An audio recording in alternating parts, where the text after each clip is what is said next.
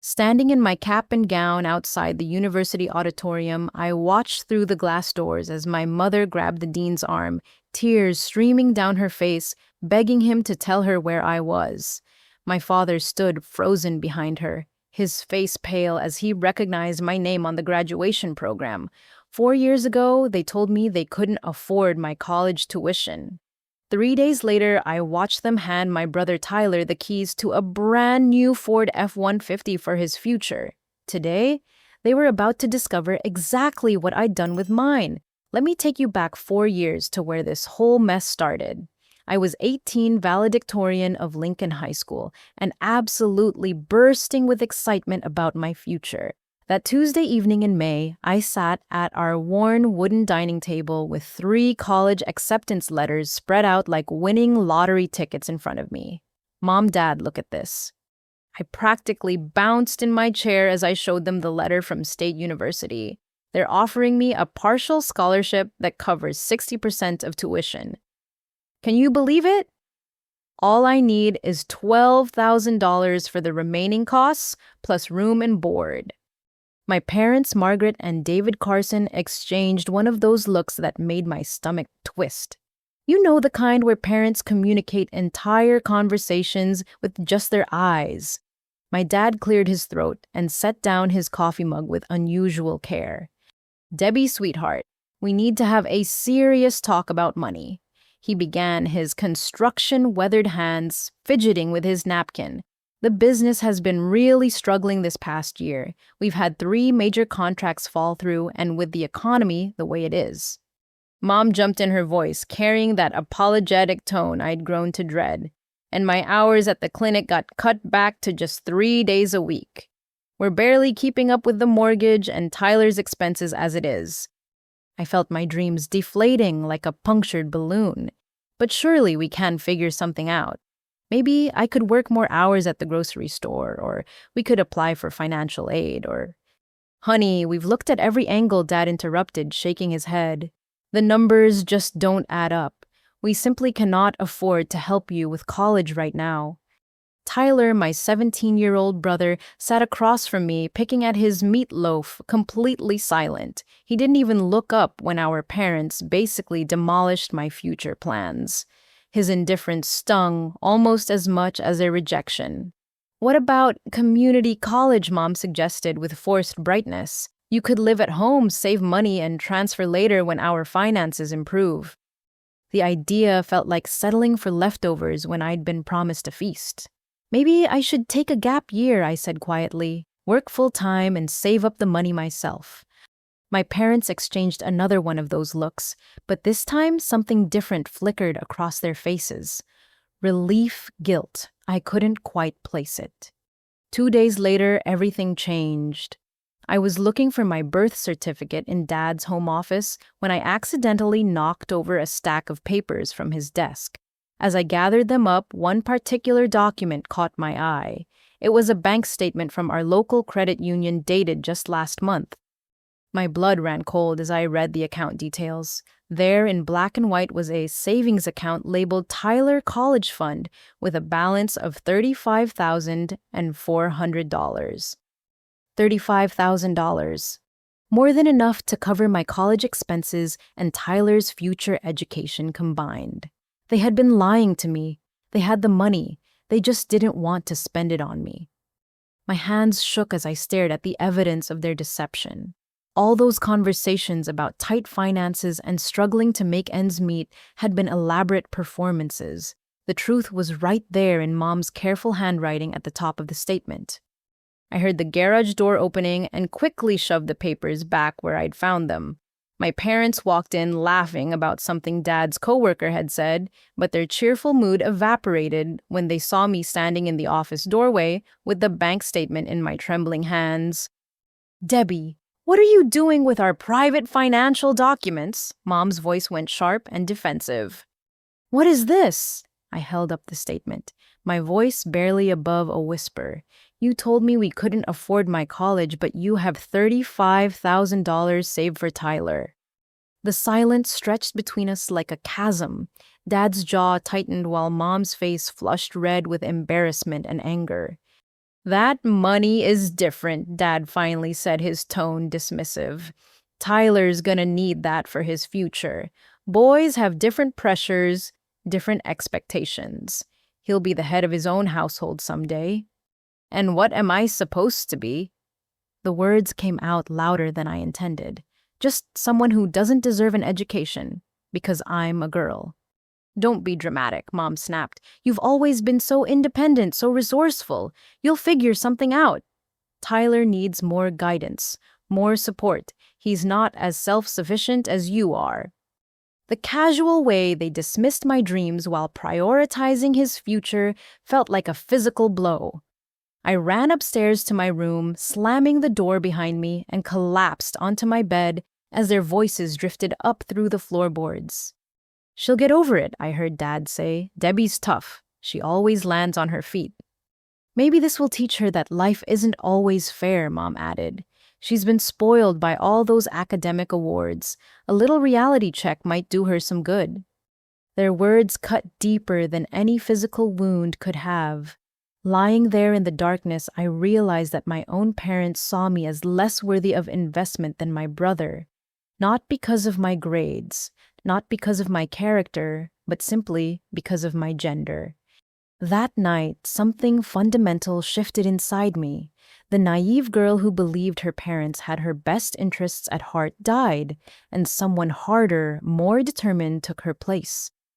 3 days after discovering the truth about the college fund, I woke up to the sound of loud honking outside my bedroom window.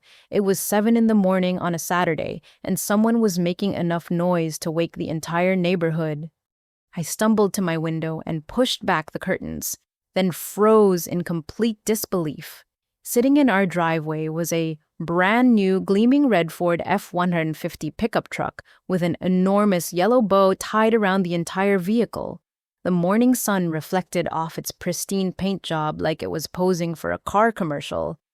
Tyler was jumping up and down beside it, like he'd won the lottery, pumping his fists in the air and whooping loud enough to disturb every dog within 5 blocks. Mom stood on the front porch, taking pictures with her phone beaming like Tyler had just been crowned prom king. Dad emerged from the garage, holding a set of keys, grinning wider than I'd seen in years. I threw on some clothes and rushed outside, my mind struggling to process what I was witnessing. The truck had temporary dealer plates and that new car smell wafting through the open windows. This wasn't some used vehicle they'd found at a bargain price. This was a brand new, fully loaded pickup truck. "Surprise," Mom called out as she noticed me standing there in shock. "We wanted to do something special for Tyler before his senior year starts." Dad walked over and ceremoniously handed Tyler the keys. "Son, you're going to need reliable transportation for your upcoming job at the construction site this summer. And when you graduate next year, this will help you get started in life." This is amazing. Tyler revved the engine and the powerful V8 rumbled to life. "Thank you so much. This is way better than any of my friends' cars." I found my voice, though it came out cracked and incredulous. "How much did this cost?" $28,000, Dad said proudly. "But it's worth every penny. Trucks hold their value better than cars, and Tyler's going to need something dependable." $28,000, more than twice what I needed for college. The irony was so thick I could barely breathe. "But you said we couldn't afford my $12,000 for college?" I managed to say, my voice shaking with disbelief. Mom's expression hardened. "This is different, Debbie. This is an investment. Tyler needs transportation for work and his future career prospects. College is just throwing money at something that might not even pay off." "Throwing money away?" I repeated, stunned by her casual dismissal of education. Tyler revved the engine again, drowning out my protest. "College is for people who can't work with their hands anyway," he said with a smug grin. "Real men build things." I stood there watching my family celebrate this massive purchase while the memory of their financial excuses about my education rang in my ears. They had told me we were struggling, that every dollar counted, that sacrifices had to be made. Yet here they were spending enough money to fund my entire freshman year on a truck for my brother. Later that evening, I overheard Mom on the phone with her sister, Aunt Linda. I was in the kitchen getting a glass of water when her voice carried from the living room. "Oh, Linda, you should see Tyler's face. He's so happy with his new truck. We even took out a small loan to make sure we could get him exactly what he needed." A loan. They had taken out a loan for Tyler's truck while refusing to even co-sign a student loan for my education. The betrayal cut so deep, I had to grip the kitchen counter to stay upright. "What about Debbie?" I heard Aunt Linda ask through the phone. "Oh, she'll be fine," Mom replied dismissively. "Debbie's always been so independent. She'll figure something out. She doesn't need the same kind of support that Tyler does. He needs more guidance, more help getting started in life." I crept closer to hear better, my heart pounding. Besides, Mom continued, girls don't really need college as much as boys do. Debbie will probably end up getting married in a few years anyway. It would be a waste to spend all that money on education she might not even use. The casual sexism in her words hit me like a physical slap. This wasn't just about money or favoritism. This was about fundamental beliefs they held about my worth, my potential, my future. I went up to my room and pulled out our family photo albums, suddenly needing to see if this pattern had always existed. As I flipped through years of pictures and memories, the evidence became undeniable. Tyler's mediocre report cards were celebrated with dinner out and proud phone calls to relatives. My honor roll certificates were briefly acknowledged and then tucked away in a drawer. His participation trophies from youth soccer were displayed prominently on the living room mantel. My academic achievement awards were stored in boxes in the basement. When he scored his first goal in middle school soccer, they threw him a party and invited the whole family. When I won the regional science fair, they said, "That's nice, honey," and asked if I'd done my chores. Every pattern pointed to the same devastating conclusion: my parents had always valued my brother's achievements over mine, had always seen him as more worthy of investment and support. That night, I lay in bed, listening to Tyler's new truck engine rumbling in the driveway as he showed it off to his friends. The sound became a symbol of everything wrong with my family dynamic, everything unfair about my situation. But as hurt and angry as I was, I also felt something else growing inside me, a fierce determination to prove them all wrong. If they wouldn't invest in my future, I would invest in it myself. If they couldn't see my potential, I would find people who could.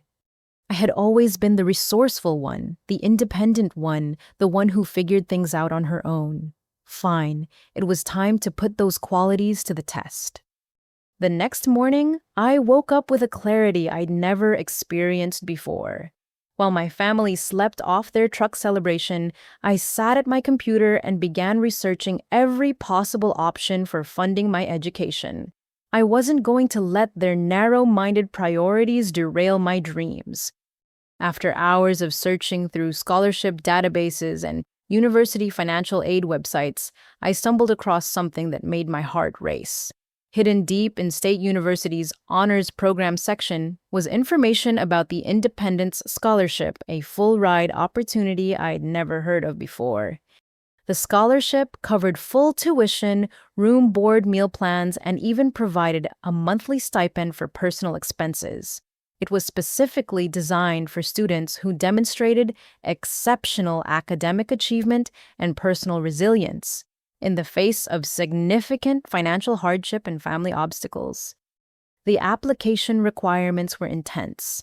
I needed to write a comprehensive essay about overcoming adversity, provide detailed financial documentation, and submit 3 letters of recommendation from non-family sources. The deadline was in exactly 14 days. As I read through the eligibility criteria, I realized they were describing my exact situation. Students whose families had the means to help but chose not to. Students who faced educational barriers, not because of poverty, but because of family dynamics and misplaced priorities. But here's the thing, my parents didn't know about me for the past year. I'd been working 3 different part-time jobs. While they assumed I was just studying late or spending time at the library, I'd been building my own financial independence. Every Tuesday and Thursday after school, I tutored younger students in math and science for $15 an hour. Saturdays, I worked at Sullivan's Bakery downtown, starting at 5 in the morning to help with the breakfast rush. And most evenings, I did data entry work from home for a medical billing company, earning $12 an hour typing up patient information.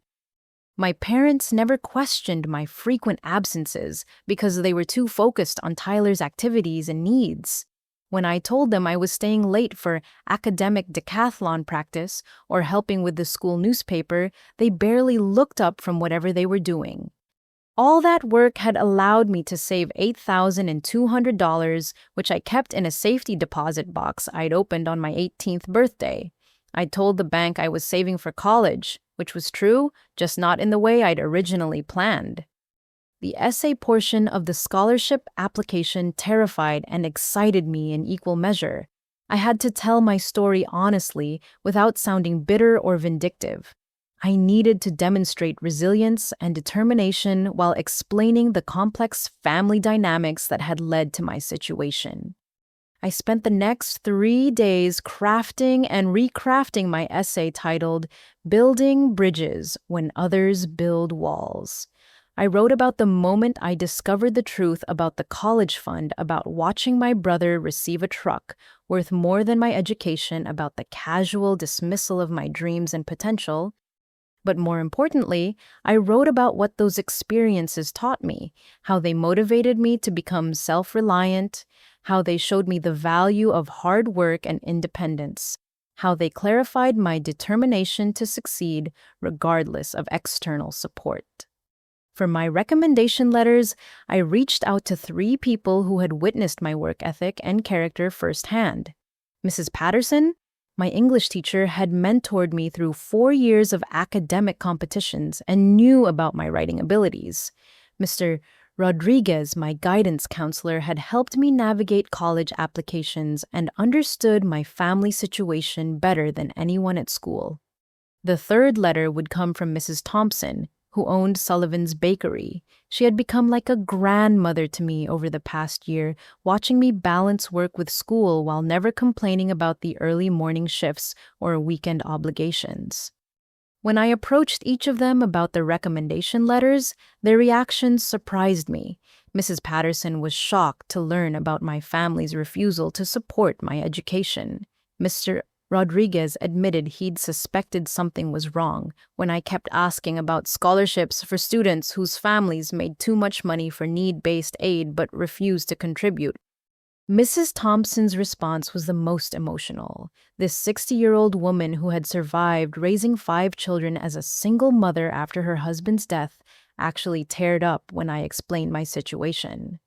"Honey," she said, gripping my hands with her flour-dusted fingers, "I've watched you come in here at dawn every Saturday for a year, never once calling in sick or complaining about the work.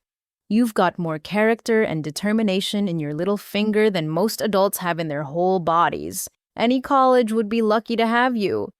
She insisted on writing what she called the recommendation letter to end all recommendation letters and even offered to provide additional documentation about my work history and reliability.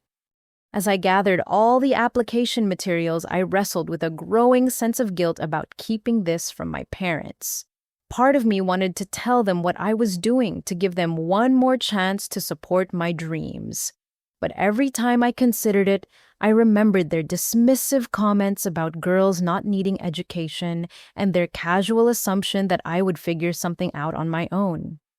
They had made their choice when they prioritized Tyler's truck over my education. Now I was making mine. The night before the deadline, I sat in my room reviewing every document one final time. My essay was polished and powerful. My transcripts showed 4 years of straight A's and advanced placement courses. My recommendation letters painted a picture of a determined young woman who had overcome obstacles through hard work and perseverance. But most importantly, I had something many scholarship applicants lacked: a compelling story of resilience that was completely authentic. I wasn't manufacturing hardship for sympathy.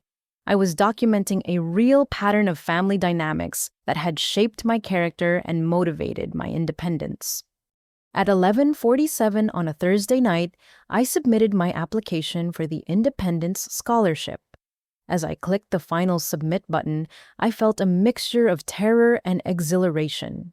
I had just taken the biggest gamble of my life, betting everything on my own worth and potential. Outside my window, Tyler's truck sat in the driveway, like a monument to my parents' misplaced priorities. But inside my computer, my scholarship application represented something entirely different. My own declaration of independence and my refusal to let anyone else's limitations define my future. Now, all I could do was wait and hope that someone out there would see the same potential in me that my own family had failed to recognize. 2 weeks after submitting my scholarship application, I was working my Saturday morning shift at Sullivan's Bakery when my phone buzzed with an email that made my hands shake so badly I nearly dropped a tray of fresh croissants. The subject line read, Independent Scholarship Application, Interview Request. I ducked into the back storage room, my heart hammering against my ribs as I opened the email. Dr. Sarah Williams, the Scholarship Committee Coordinator, was requesting an in-person interview for the following Thursday at 2 p.m. But then I read the next paragraph and my excitement turned to pure panic. As part of our comprehensive evaluation process, we typically like to meet with applicants and their parents or guardians to discuss family circumstances and verify the financial hardship claims detailed in the application essays. They wanted to meet my parents, the same parents who had no idea I'd even applied for this scholarship, who thought I was planning to attend community college, who had spent the equivalent of my entire college fund on Tyler's truck. I stood there in the storage room, surrounded by 50-pound bags of flour, trying not to hyperventilate.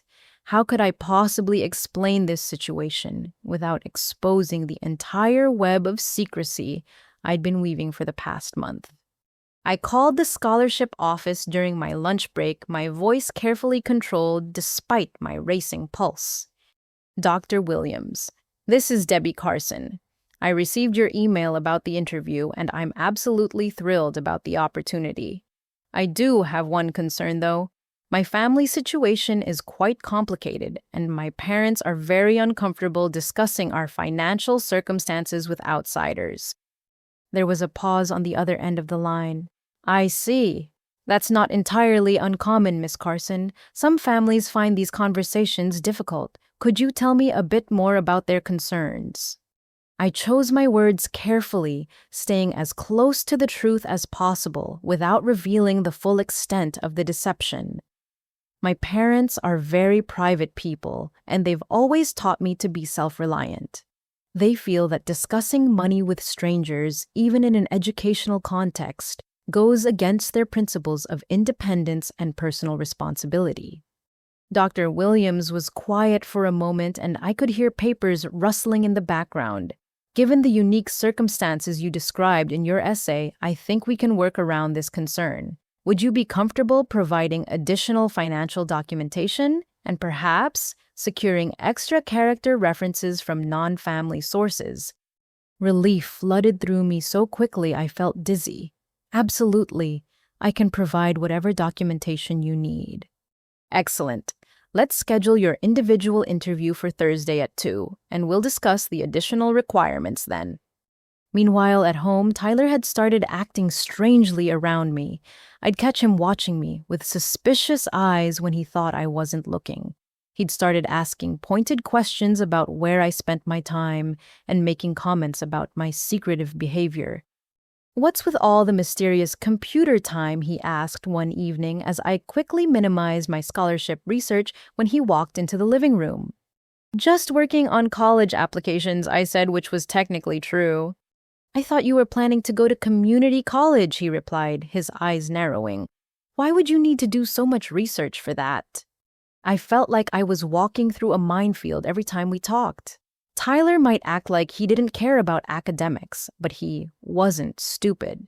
He was picking up on inconsistencies in my story, and I worried about what would happen if he decided to share his suspicions with our parents. The breakthrough came 3 days before my scheduled interview. I was in my room organizing my scholarship materials when Tyler burst through my door without knocking. "What the hell is this?" he demanded, holding up a printed copy of the independent scholarship requirements that I'd accidentally left in our shared printer downstairs. My stomach dropped to my feet. "Tyler, I can explain. You applied for a full-ride scholarship and didn't tell anyone." His voice was a mixture of shock and something else I couldn't identify. "Do you know how huge this is?" I braced myself for him to run straight to our parents, but instead he closed my bedroom door and sat down on my desk chair. "I'm not going to tell them," he said quietly. "You're not?" He shook his head, looking uncomfortable. "Look, I know what they did with the college money wasn't fair. I've always known it wasn't fair, and I know you've been working those jobs they don't know about." The admission stunned me. "You know about my jobs." "I'm not blind, Debbie. You think I don't notice when you leave the house at 4:30 on Saturday mornings, or when you're typing away on your computer every night doing homework that makes clicking sounds like data entry." I sat down on my bed, suddenly feeling exhausted from maintaining all these secrets. "Why didn't you say anything?" Tyler was quiet for a long moment, picking at a loose thread on his jeans. "Because I felt guilty about the truck, and because I was scared that if I said anything, they might take it away and give some of the money to you instead." His honesty was raw and uncomfortable, but I appreciated it more than any false sympathy would have been. "But seeing you apply for this scholarship," he continued, "watching you try to do this all on your own while they act like you don't matter. It makes me feel sick about the whole thing." We talked for over an hour that night. Tyler admitted that he'd been struggling with the pressure of being the chosen child, feeling like he had to live up to expectations he wasn't sure he could meet. He'd always envied my academic abilities, but had been taught by our parents to hide that admiration. "I want to make you a deal," he said, as he prepared to leave my room. "I'll keep your scholarship secret and even help cover for you if needed. But in exchange, I want you to help me with my own college applications next year. I'm terrified that I'm not smart enough for university, but I don't want to disappoint them." It was the most honest conversation my brother and I had ever had. For the first time, I saw him not as the golden child who had everything handed to him, but as another teenager, struggling with family expectations and trying to figure out his place in the world. "Deal," I said, and we shook hands like we were signing a treaty. The morning of my interview, I wore Mrs. Patterson's borrowed navy blazer and my one pair of dress pants. Tyler covered for my absence by telling our parents I was at the library working on a big research project, which was technically true. As I walked across the State University campus toward the administration building, I felt the weight of 4 years of dreams and determination settling on my shoulders. This was my chance to prove that their dismissal of my potential had been their mistake, not my limitation. The scholarship interview would determine whether I could turn my secret planning into an actual future. Everything I'd worked for, saved for, and hoped for came down to the next 2 hours. I straightened my shoulders and walked through those doors ready to fight for my dreams. The university administration building felt like a cathedral as I walked through its marble halls toward the conference room where my future would be decided. My borrowed blazer felt too big, my dress shoes pinched my feet, but I kept my chin up and my step steady. Dr. Sarah Williams greeted me at the conference room door with a warm smile that immediately put me at ease. She was a woman in her 50s with kind eyes and silver hair pulled back in a professional bun. "Debbie, it's wonderful to finally meet you in person. Your application materials were truly exceptional." She led me into a room where 4 other people sat around a polished wooden table.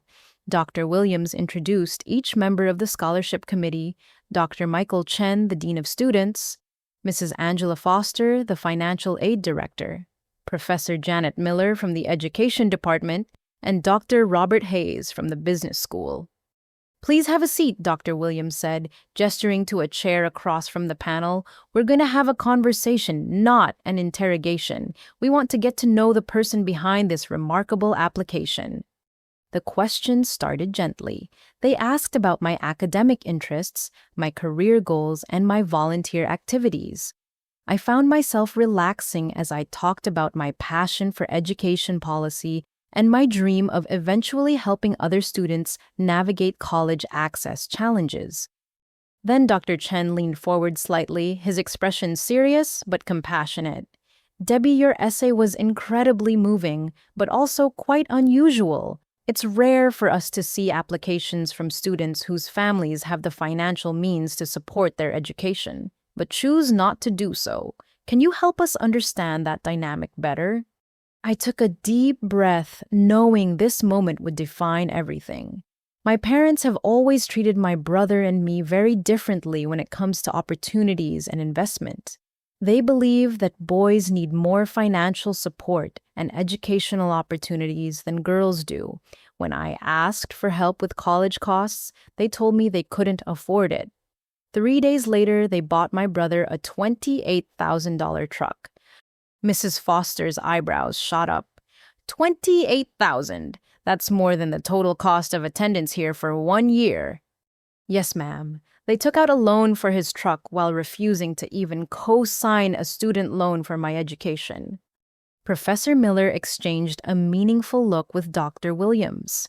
"How did this treatment affect your academic motivation?" "It motivated me to become completely self-reliant," I said, surprised by the steadiness in my own voice. "I've been working 3 part-time jobs for the past year, saving money and building my independence. I realized that if I wanted to succeed, I would have to invest in myself since my family wasn't going to." Dr. Hayes, who had been quietly taking notes, looked up with interest. "Tell us about these jobs. What kind of work have you been doing?" I described my tutoring, my bakery shifts, and my data entry work. I explained how I'd managed to balance employment with maintaining a 4.0 grade average and participating in academic competitions. "That's extraordinary time management and dedication," Mrs. Foster said, clearly impressed. "Most students struggle to maintain good grades with even one part-time job." The interview continued for another hour with questions that dug deeper into my character, my resilience, and my plans for using my education to help others. I found myself speaking more openly and passionately than I had in years, finally able to share my dreams with people who seemed to value them. Then Dr. Williams looked at her colleagues around the table and nodded slightly. "Debbie, we'd like to step outside for a moment to discuss your application. This is completely normal procedure, so please don't be nervous." As the committee members filed out of the room, I sat alone with my thoughts, trying to read the expressions I'd seen on their faces. They'd seemed genuinely interested in my story, but scholarship committees probably heard compelling stories every day. When they returned 15 minutes later, Dr. Williams was carrying a folder and wearing a smile that made my heart race. "Debbie, it's our pleasure to inform you that you've been selected to receive the Independence Scholarship, full tuition, room, board, meal plan, and a monthly stipend of $500 for personal expenses." The room seemed to spin around me. "Are you serious? I got it." "You more than got it," Dr. Chen said, grinning. "Your application was unanimously approved by every committee member, but we have even better news." Mrs. Foster opened the folder and pulled out several documents. "We've recently received additional funding from an anonymous donor who specifically wanted to support students in situations like yours, students who demonstrate extraordinary resilience in the face of family challenges." "What does that mean?" I asked, my voice barely above a whisper. "It means we're also offering you a paid research assistant position with Professor Miller's Education Policy Research Team and enrollment in our Student Leadership Mentorship Program," Dr. Williams explained. "You'll be paired with a successful alumna who can guide your professional development." I felt tears welling up in my eyes and tried to blink them back. After years of being told I wasn't worth investing in, these people were offering me more support than I'd ever dreamed possible. The research position pays $15 an hour for up to 20 hours per week, Professor Miller added. And the mentorship program will connect you with networking opportunities and internship possibilities. Dr. Hayes slid a packet of papers across the table. This contains all the details about enrollment housing assignments and your work-study arrangement.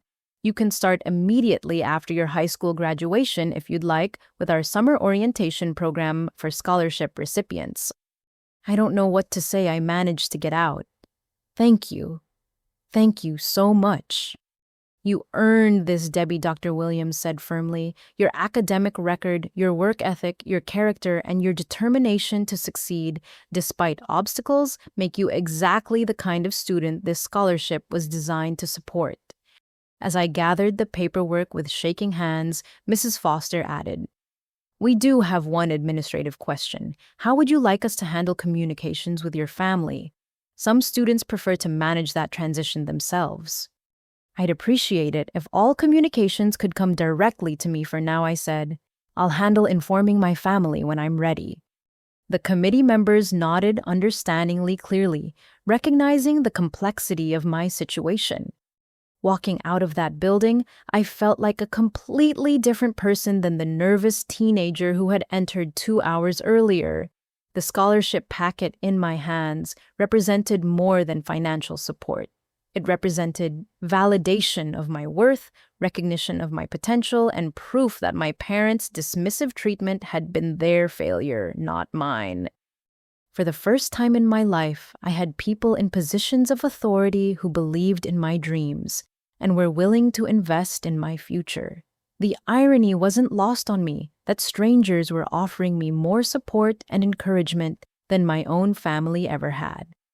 But as I walked back to my car, reality set in. I now had to navigate the next 2 months without revealing my secret while preparing for a future my parents knew nothing about. The scholarship was just the beginning of a much more complicated journey. That evening, Tyler knocked on my bedroom door with an anxious expression. So he asked simply. I couldn't keep the grin off my face. I got it. Full ride plus research job plus mentorship program. His face lit up with genuine excitement. "Debbie, that's incredible. I'm so proud of you." It was the first time in my life that anyone in my family had said they were proud of me, and hearing it from Tyler meant more than I could have imagined. The week before my high school graduation, Tyler burst into my room with a mixture of panic and excitement on his face that immediately put me on high alert. "We have a problem," he said, closing the door behind him. "I found your scholarship paperwork." My heart stopped. "What do you mean you found it?" "Mom asked me to clean out the printer downstairs because it was jamming and there were 3 pages of university housing information stuck in the paper feeder. Your name was all over them." I felt the blood drain from my face. After months of careful secrecy, I'd been undone by a printer malfunction. But here's the weird thing. Tyler continued sitting on my desk chair. Instead of running to tell Mom and Dad like I normally would, I just couldn't. I kept thinking about how excited you were when you told me about the scholarship and how hard you've worked for this. I stared at him, trying to process this unexpected protection from my brother. "So I made a decision," he said, pulling the crumpled pages from his pocket. "I'm not going to tell them, but Debbie, I need something from you."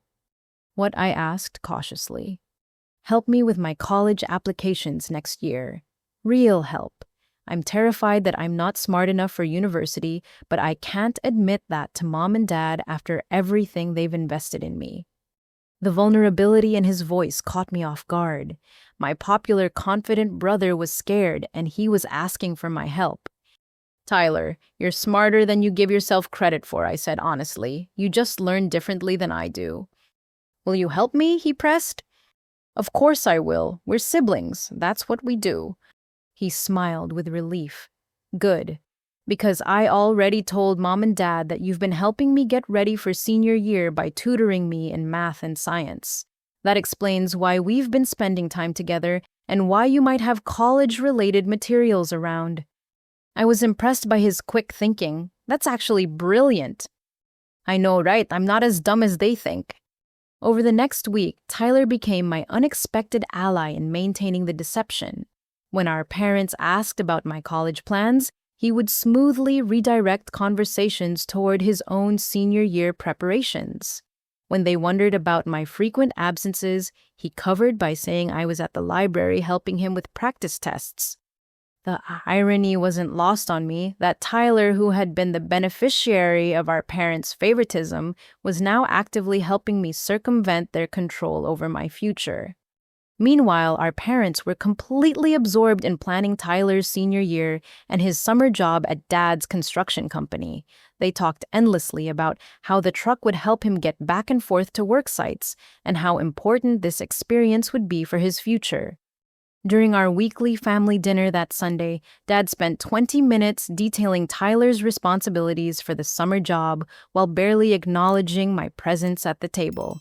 When I mentioned that graduation was coming up, Mom's response was, "Oh yes, we should probably figure out where you'll be working this summer to help with household expenses." Not where I'd be going to college, where I'd be working to contribute to their household budget.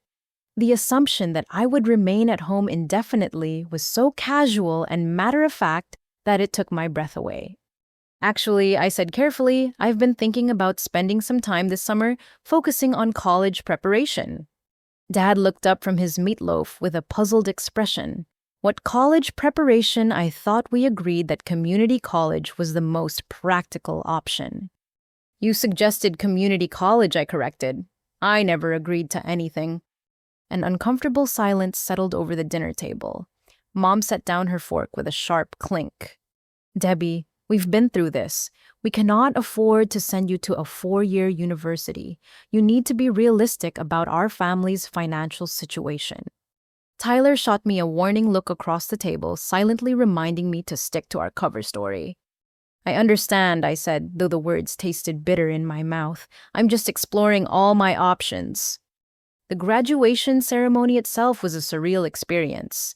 I sat with my classmates in alphabetical order, wearing my cap and gown, while my parents sat in the audience, treating the whole event like a minor inconvenience they had to endure before Tyler's summer job started. When my name was called as valedictorian, I walked across that stage, knowing it might be the last time my parents would witness one of my achievements for a very long time. They applauded politely, the same lukewarm response they'd given every academic honor I'd received over the past 4 years.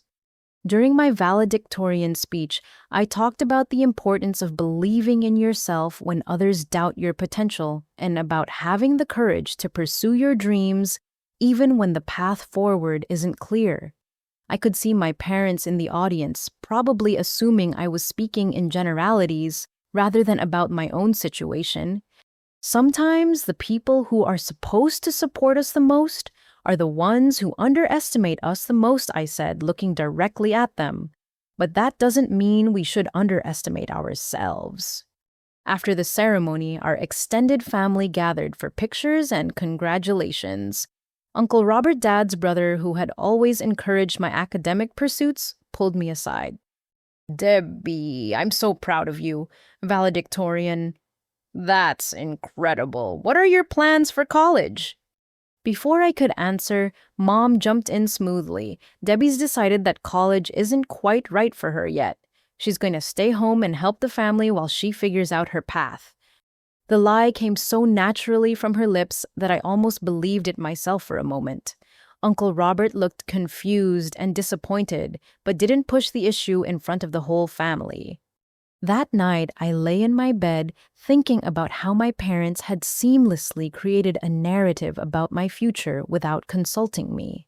In their minds, I had already accepted my role as a daughter who stayed home and contributed to the household while Tyler went off to pursue his dreams. They had no idea that in 6 weeks I would be moving into a university dormitory 3 hours away, beginning a journey they knew nothing about. The deception was becoming more elaborate with each passing day, but I couldn't bring myself to tell them the truth. Every time I considered it, I remembered their casual dismissal of my education and their assumption that I would simply accept their decision about my future. Tyler continued to be my buffer and ally, deflecting questions and providing cover stories when needed.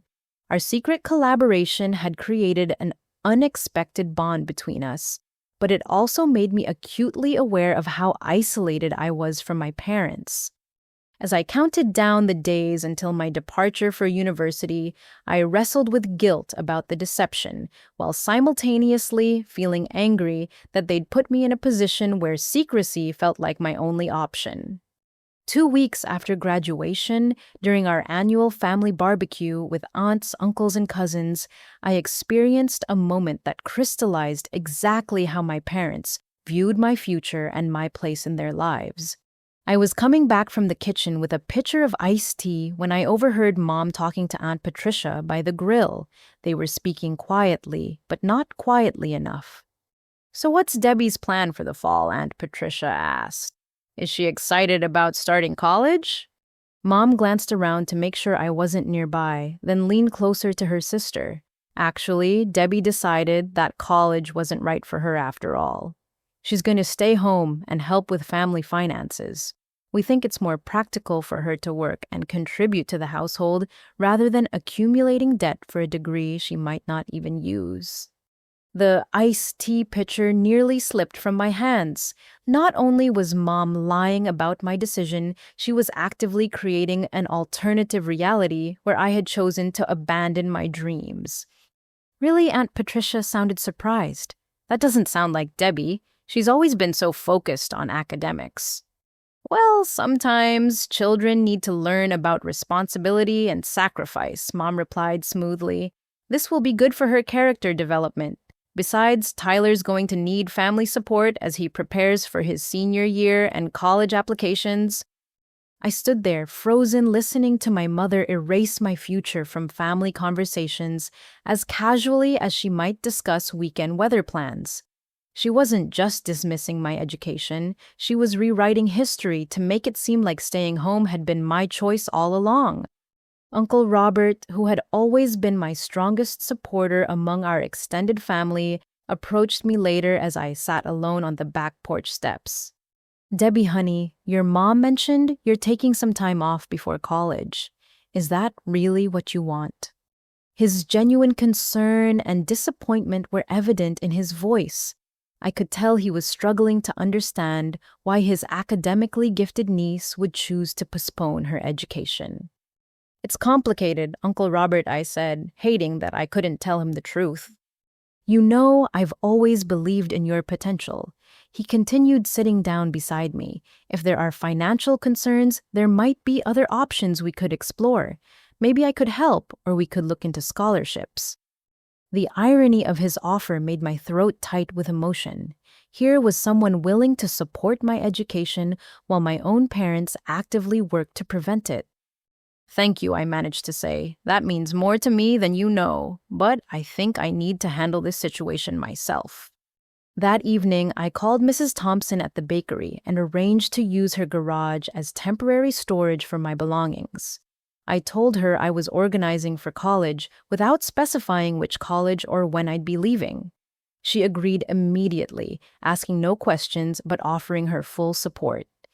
"Honey, if you need anything at all during this transition, you just let me know," she said. "I've watched you work harder than most adults I know. Whatever you're planning, I have faith in your judgment."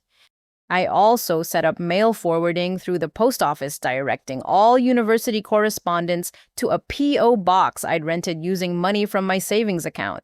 The bank account I'd opened on my 18th birthday now contained over $12,000 from my various jobs, enough to cover incidental expenses and emergencies during my transition to college life.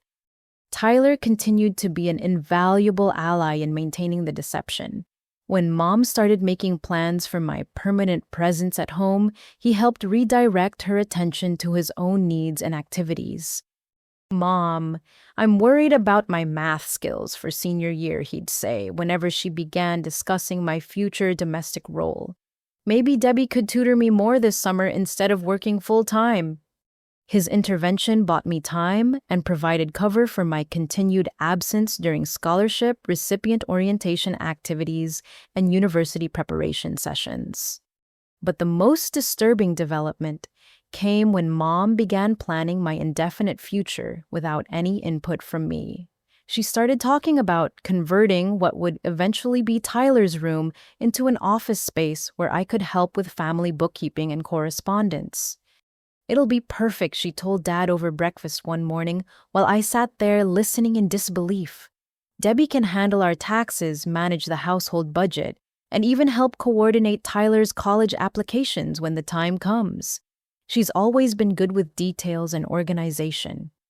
They were creating a complete fantasy life for me that involved serving as the family's unpaid administrative assistant, while Tyler pursued his dreams with their full financial support. "What if I don't want to do bookkeeping?" I asked, testing their reaction. Dad looked at me with puzzled irritation. "What else would you do? You can't just sit around the house doing nothing. Everyone needs to contribute to the family's success." "But Tyler won't be contributing when he's away at college," I pointed out. "That's different," Mom said dismissively. "Tyler's education is an investment in his future earning potential. Once he graduates and gets established in his career, he'll be able to help support the whole family." The double standard was so blatant and unapologetic that I almost laughed out loud. Tyler's education was an investment, but mine would be a waste of money. His future success would benefit everyone, but my dreams were selfish and impractical.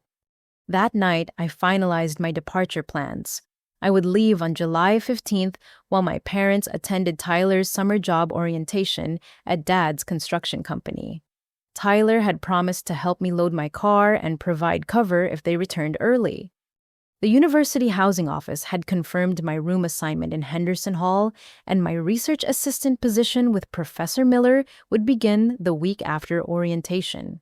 I'd arranged for campus employment during the academic year and had already registered for my fall semester courses.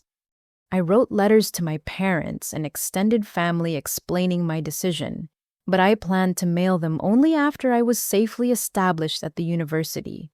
The letters detailed my scholarship, my academic goals, and my reasons for keeping my plans secret. I tried to express my feelings without being vindictive, focusing on my need for independence rather than their failures as parents. As July 15th approached, I felt a mixture of excitement and terror that kept me awake at nights. I was about to embark on the biggest adventure of my life, but I was doing it completely alone without the support or blessing of my family. The irony wasn't lost on me that my parents' dismissal of my potential had forced me to become exactly the kind of independent, resourceful person they claimed to value. Their refusal to invest in my future had motivated me to invest in myself more completely than I might have otherwise. Tyler knocked on my bedroom door the night before my planned departure, carrying 2 cups of hot chocolate and wearing an expression of mixed admiration and sadness. "Are you scared?" he asked, handing me a mug and sitting on my desk chair. "Terrified," I admitted, "but also more excited than I've ever been in my life." "I'm going to miss you," he said quietly, "and I'm going to miss having someone around who actually believes I can succeed academically." "You can succeed, Tyler. You just need to believe in yourself the way you've learned to believe in me." We sat in comfortable silence for a while, both understanding that our relationship had fundamentally changed over the past few months. Tomorrow, I would begin my new life, and he would have to navigate our family dynamics without my presence to deflect attention and expectations. "Promise me something," I said as he prepared to leave. "Don't let them convince you that their way is the only way. You have just as much right to choose your own path as I do." He nodded solemnly. "Promise me something back. Don't disappear completely. I know you need space from them, but don't shut me out too." "Never," I promised. "You're my brother, and after everything we've been through together, that means something now." The next morning would bring the most difficult and liberating day of my life. I was ready to step into my future even if it meant leaving my past behind. July 15th arrived with the kind of oppressive summer heat that made even the air conditioner struggle. I woke up at 5 in the morning, my stomach churning with a mixture of excitement and absolute terror. Today was the day I would leave my family home and begin my real life. Tyler had set his alarm for 5:30 to help me load the car before our parents left for his summer job orientation. The plan was simple. They would leave at 7 for the orientation session at Dad's construction company, giving us a 3-hour window to get me packed and on the road. I had spent weeks gradually moving my belongings to Mrs. Thompson's garage, so this morning I only needed to collect my remaining clothes, personal items, and the box of important documents I'd hidden under my bed. At 6:45, I watched from my bedroom window as Mom and Dad loaded into Dad's truck with Tyler, heading to what they thought was a routine orientation session. Tyler caught my eye through the window and gave me a subtle thumbs-up signal. I waited exactly 10 minutes after they disappeared down the street before springing into action. My hands were shaking as I grabbed the final boxes and bags, checking my room one last time to make sure I wasn't leaving anything important behind. Mrs. Thompson was waiting in my driveway with her own car when I came outside ready to help transport the belongings we'd stored at the bakery. Tyler had given her our family's schedule, and she'd volunteered to assist with the final loading. "You ready for this, honey?" she asked, giving me a hug that smelled like vanilla and cinnamon from years of working in the bakery. "I think so," I said, though my voice came out higher and more nervous than I'd intended. We worked efficiently, loading my car with everything I owned: clothes, books, my computer bedding for my dorm room, and the box of scholarship documents that represented my ticket to freedom. Mrs. Thompson had even packed a cooler with sandwiches and snacks for my 3-hour drive to the university. "I'm so proud of you," she said as we loaded the last box. "You're the bravest young woman I've ever known." I was just closing the trunk when I heard the unmistakable rumble of Dad's truck turning into our driveway. My heart stopped.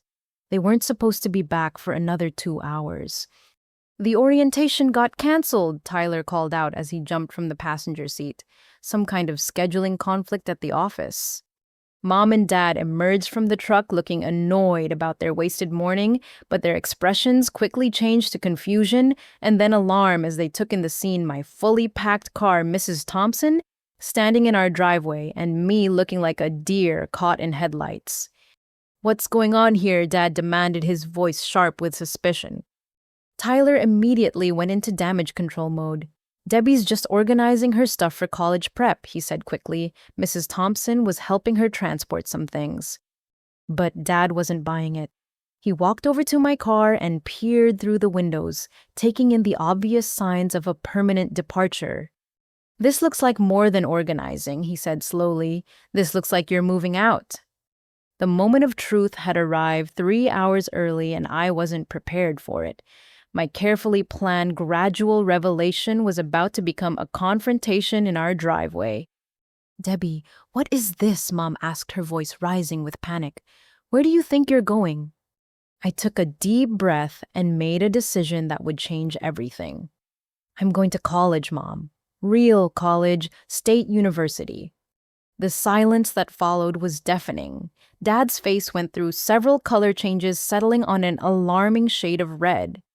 "What are you talking about?" he said through clenched teeth. "We told you we can't afford college. This conversation is over." "You told me you couldn't afford my college," I corrected, surprised by the steadiness in my own voice. "But somehow you could afford a $28,000 truck for Tyler." Mom stepped forward, her eyes filling with tears. "Debbie, you're being ridiculous. That truck was a necessity, not a luxury." "And my education isn't a necessity," I shot back, "because I'm a girl." Tyler tried to intervene. "Mom, Dad, maybe we should just listen to what Debbie has to say." "Stay out of this," Tyler, Dad snapped. "This is between us and your sister, who apparently thinks she can make major life decisions without consulting her family." The irony of his statement was staggering. "Like you consulted me before deciding I would stay home and do your bookkeeping for the rest of my life." Mrs. Thompson stepped forward, her voice calm but firm. Perhaps we should all take a breath and have a rational discussion about this. With respect, ma'am, this is a family matter, Dad said, his tone barely polite. Actually, it's really not, I said, finding courage I didn't know I possessed. I'm 18 years old, which means I can make my own decisions about my education and my future. Mom was crying openly now. How can you do this to us? How can you break up our family like this? I'm not breaking up our family, I replied, though my voice was starting to shake. You already did that when you decided Tyler's dreams were worth investing in and mine weren't. Dad stepped closer to me, his voice dropping to a threatening whisper. If you get in that car and drive away, you're cut off completely. No money, no support, no contact. You'll be on your own. I've been on my own this whole time, I said, tears starting to stream down my face. I've been working 3 jobs for a year to save money because you wouldn't help me. I applied for scholarships because you refused to invest in my education. I've already been cut off, Dad. You just never bothered to tell me. Tyler, bless him, chose that moment to take a stand that shocked everyone. Dad, she's right, he said, his young voice carrying more authority than I'd ever heard from him. What you and Mom did with the college money wasn't fair. Debbie deserves the same opportunities you're giving me. Mom whirled around to face Tyler. How can you side with her against your own family? I'm not siding against anyone, Tyler said firmly. I'm siding with what's right, and it's right for Debbie to pursue her dreams. Dad looked like Tyler had physically slapped him. Son, you don't understand the complexities of adult financial decisions. I understand that you had $35,000 in a college fund and spent more than that on my truck. Instead of helping my sister with her education, Tyler replied. I understand that's wrong. The confrontation was spiraling beyond anything I'd imagined, with battle lines being drawn that might never be uncrossed. But I had come too far to back down now. I have to go, I said, moving toward my car door. My orientation starts tomorrow, and I have a 3-hour drive ahead of me.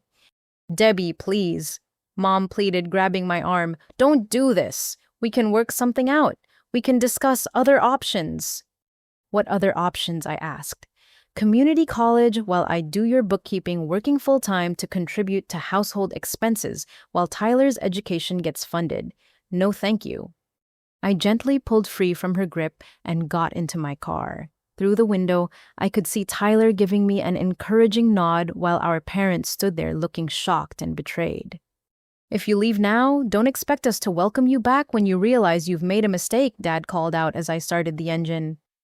And don't expect me to come back when you finally realize you made the mistake, I replied. As I pulled out of the driveway, I saw Tyler in my rearview mirror standing between our parents and giving me a supportive wave. Mrs. Thompson was already getting into her own car, probably to avoid the family explosion that was about to happen. The first mile was the hardest. I sobbed as I drove through our neighborhood past all the familiar landmarks of my childhood, knowing that I was leaving not just physically, but emotionally as well. Everything I'd ever known was disappearing behind me. But by the second mile, something shifted. The tears stopped, my breathing steadied, and for the first time in my life, I felt completely free. I was driving toward my future, a future I had earned and funded myself, a future that nobody could take away from me. I had stood up to people who had dismissed my worth and potential, and I had won. The road ahead was uncertain, but it was mine to choose.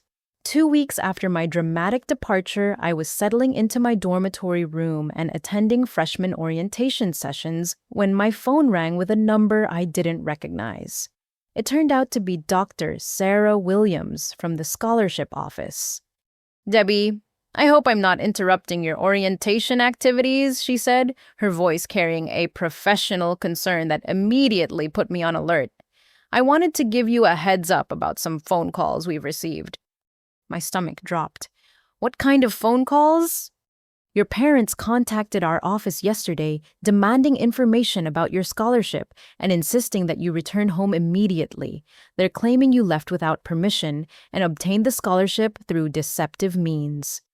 I felt dizzy and had to sit down on my dormitory bed. What did you tell them? Exactly what our policies require me to tell them, Dr. Williams replied firmly, that you are a legal adult who has the right to make your own educational decisions, that all your scholarship documentation was truthful and properly verified, and that the university does not share student information with family members without written consent. Relief flooded through me. Thank you. I was worried that maybe they could somehow force me to come home. Not at all. However, I do want you to be aware that they were quite persistent and seemed genuinely shocked to learn about your academic achievements and scholarship. Your father specifically asked how you could have earned a full-ride scholarship without them knowing about it. The irony wasn't lost on me. My parents were surprised to discover I was academically exceptional, something they might have noticed if they'd paid attention to my achievements over the past 4 years. They also asked whether the university had any policies against students who abandon their families. Dr. Williams continued, I explained that we support students' right to pursue their education regardless of family approval.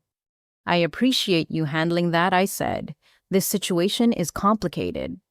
I understand completely. We see variations of this more often than you might think. Some families struggle to support their children's independence, especially daughters. If they continue to contact the university, please let me know immediately. Meanwhile, Tyler had been keeping me updated on the situation at home through carefully coded text messages and occasional phone calls when our parents weren't around. According to him, the aftermath of my departure had been explosive. Mom had cried for 3 days straight while Dad had alternated between rage and bewilderment. They'd called everyone in our extended family trying to get support for their position that I was being selfish and ungrateful. But Tyler's reports suggested that strategy had backfired spectacularly. Uncle Robert had apparently told Dad point blank that he was disappointed in how the family had handled Debbie's education and that he thought I was brave for pursuing my dreams despite the lack of support. Aunt Patricia had questioned Mom extensively about the college fund and the truck purchase, expressing shock that they'd prioritized a vehicle over their daughter's education. Even Mom's own sister, Aunt Linda, had sided with me, telling Mom that she was proud of Debbie for standing up for herself and that she hoped I would stay strong and focus on my studies. The family division was apparently causing significant stress for my parents, who had expected universal support for their position. Instead, they found themselves defending decisions that looked increasingly unreasonable to outside observers. Tyler also told me about his own conversations with them, which had become increasingly tense.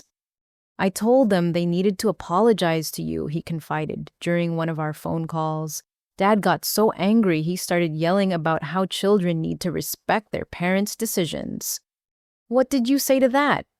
I asked him if respect was supposed to go both ways or if it only flowed upward. That didn't go over well. Tyler's evolution throughout this entire process had been remarkable to witness. The confident, somewhat spoiled brother I'd grown up with had developed a genuine sense of justice and fairness.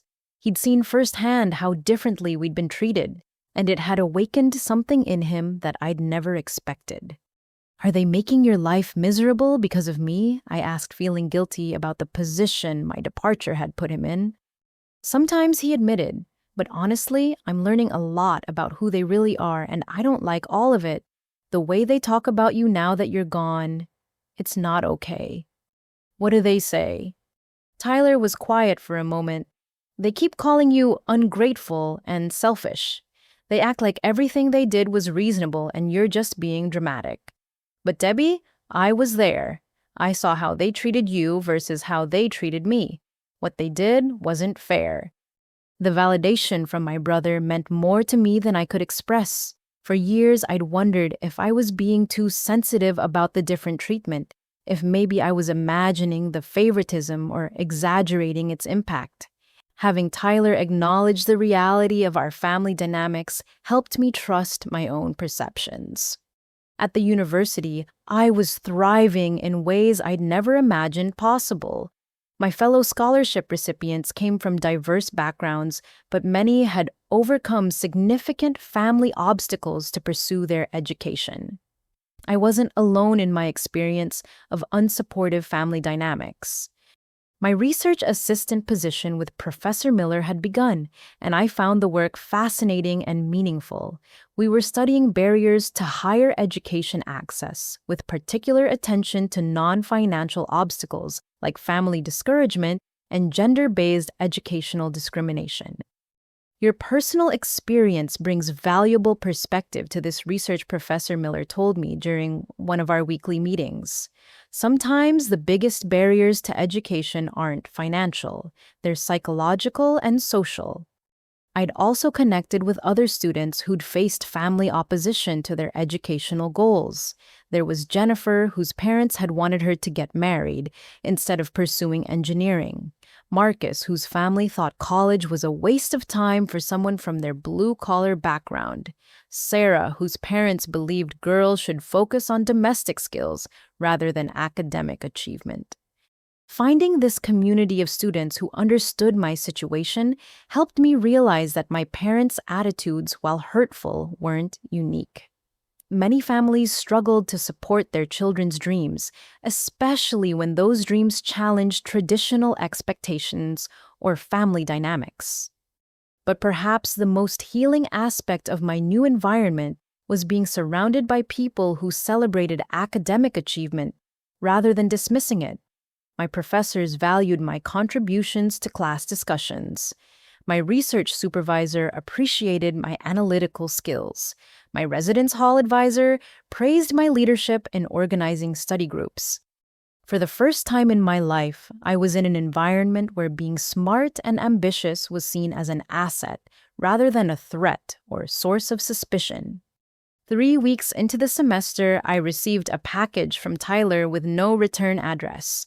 Inside was a framed photo of the two of us from my high school graduation, along with a note. "Debbie, I wanted you to have this picture because it was the day I realized how proud I am to be your brother. You've taught me more about courage and determination in the past few months than our parents taught me in 17 years. Don't let anyone convince you that you made the wrong choice. You're exactly where you're supposed to be. Love, Tyler." I cried happy tears as I placed the photo on my dormitory desk, a reminder that, even when family relationships became complicated, love and support could survive the complications. My parents might not understand my choices, but I was building a new life surrounded by people who valued education, supported ambitious women, and believed in my potential. For the first time in my life, I was home. During my winter break freshman year, when I chose to stay on campus rather than return home, I discovered something that shook me to my core. Tyler called me on a snowy December evening, his voice heavy with guilt and frustration. "Debbie, I need to tell you something and you're gonna be really angry," he began. "What happened?" I asked, settling into my desk chair in my now familiar dorm room. "Mom and Dad have been lying to everyone about where you are and what you're doing." My heart sank. What kind of lies? Tyler took a deep breath. "They've been telling everyone that you're attending Riverside Community College part-time while living at home and helping with the family business. They're acting like you never left." The audacity of their deception left me speechless. They're pretending I'm still living at home. It's worse than that. At Thanksgiving dinner with all the relatives, when Aunt Patricia asked about you, Mom said you were upstairs taking a nap because you'd been working extra hours at Dad's office doing bookkeeping. I felt like I'd been punched in the stomach. Not only had my parents erased my actual achievements, they'd created an elaborate fantasy where I was fulfilling exactly the domestic role they'd planned for me. "What did you do?" I asked. "I wanted to call them out right there at the dinner table, but I chickened out," Tyler admitted. "But I couldn't take it anymore, so yesterday I told them I was going to visit you at college during my winter break." How did they react? Dad got furious and told me to stop encouraging Debbie's rebellious phase. Mom started crying and said I was choosing sides against the family. But I told them I'm not choosing sides, I'm choosing honesty. The next day, Tyler arrived on campus for a 3-day visit, and his reaction to my transformation was everything I'd hoped my parents' reaction might have been. "Debbie, you look incredible," he said as I gave him a tour of the campus. "You seem so confident, so happy. I barely recognize you." "That's because I'm finally being myself instead of trying to fit into their narrow vision of who I should be," I replied. I showed him my research lab where I worked with Professor Miller, introduced him to my friends in the scholarship program, and took him to the library where I spent most of my study time. His amazement grew with each stop. "Your research got published in an academic journal," he asked, holding a copy of the Education Policy Quarterly that featured my co-authored article on gender-based educational discrimination in American families. Professor Miller says it's unusual for undergraduate students to publish so early, but my personal experience with the topic made my analysis particularly compelling. Tyler read portions of the article, his expression shifting from pride to sadness. "You wrote about our family, didn't you?" "Not specifically, but the patterns I described were definitely influenced by what I experienced at home." That evening, Tyler met my boyfriend Marcus, whom I'd started dating during the fall semester. Marcus came from a completely different family dynamic, where education was prioritized equally for all children, regardless of gender. "So your parents actually encouraged your sister to pursue engineering?"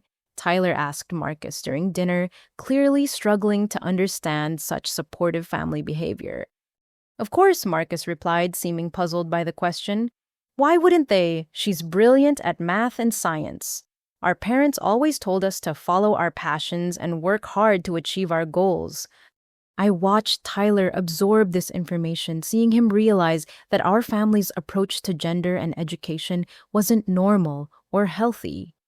On his last day of the visit, Tyler and I had a long conversation in my dorm room while my roommate was out for the evening. "I need to ask you something," he said, looking uncomfortable. "Are you ever going to forgive them?" The question caught me off guard. I'd been so focused on building my new life that I hadn't really considered the possibility of reconciliation.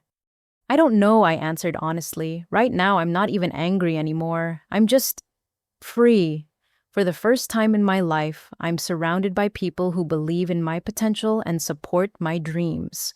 I'm not sure I'm ready to risk that by reconnecting with people who made me feel small and unworthy." "But they miss you," Tyler said quietly. "Mom cries sometimes when she thinks nobody's looking."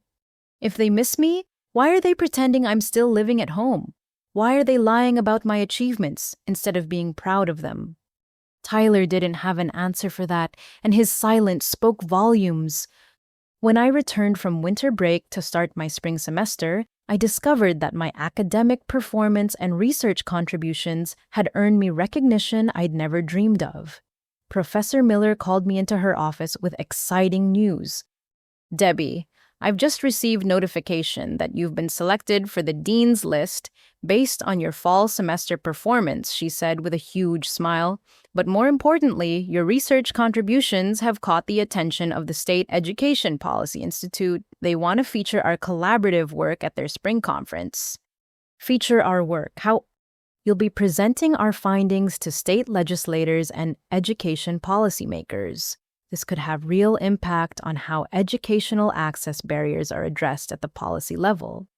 I felt a mixture of exhilaration and disbelief. Less than a year ago, my own parents had dismissed my educational potential. Now, I was being invited to present research to state lawmakers. The conference presentation went better than I could have imagined. State Senator Catherine Morrison approached me afterward, clearly impressed by my research and presentation skills. "Ms. Carson, your analysis of family-based educational barriers is exactly the kind of evidence we need to support legislation addressing these issues," she said, handing me her business card. "Would you be interested in serving as a student advisor to our education committee?" 6 months after leaving home with my parents' disapproval, I was being invited to advise state legislators on education policy. The irony was almost too perfect. During spring break, Tyler visited again, and this time he brought troubling news from home. Dad's business is struggling, he told me as we walked across campus. He lost two major contracts this quarter, and they're having trouble making the truck payments. The truck payments, I asked with raised eyebrows. Yeah, turns out they overextended themselves financially to buy it for me. Mom might have to go back to working full time because they need the extra income. The financial consequences of their prioritizing Tyler's truck over long-term financial stability were finally catching up with them. Meanwhile, my scholarship covered all my expenses, and my research assistant income was actually allowing me to save money. There's something else, Tyler continued, looking guilty. They asked me to convince you to come home for the summer to help with family finances. Help how? They want you to work full-time doing bookkeeping for Dad's business and contributing your income to household expenses while you attend community college part-time. The fact that they still didn't understand or acknowledge my actual situation was astounding. After a full academic year of academic achievements and recognition, they were still trying to force me into the domestic support role they'd originally planned. What did you tell them, I asked? I told them that you're succeeding beyond anything they ever imagined and that they should be proud instead of trying to drag you back down. That conversation marked another turning point in Tyler's own development.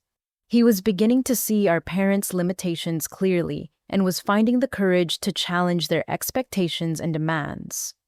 I've been thinking about something he said as we reached my residence hall. When I apply to colleges next year, I want to write my personal essay about you. About me.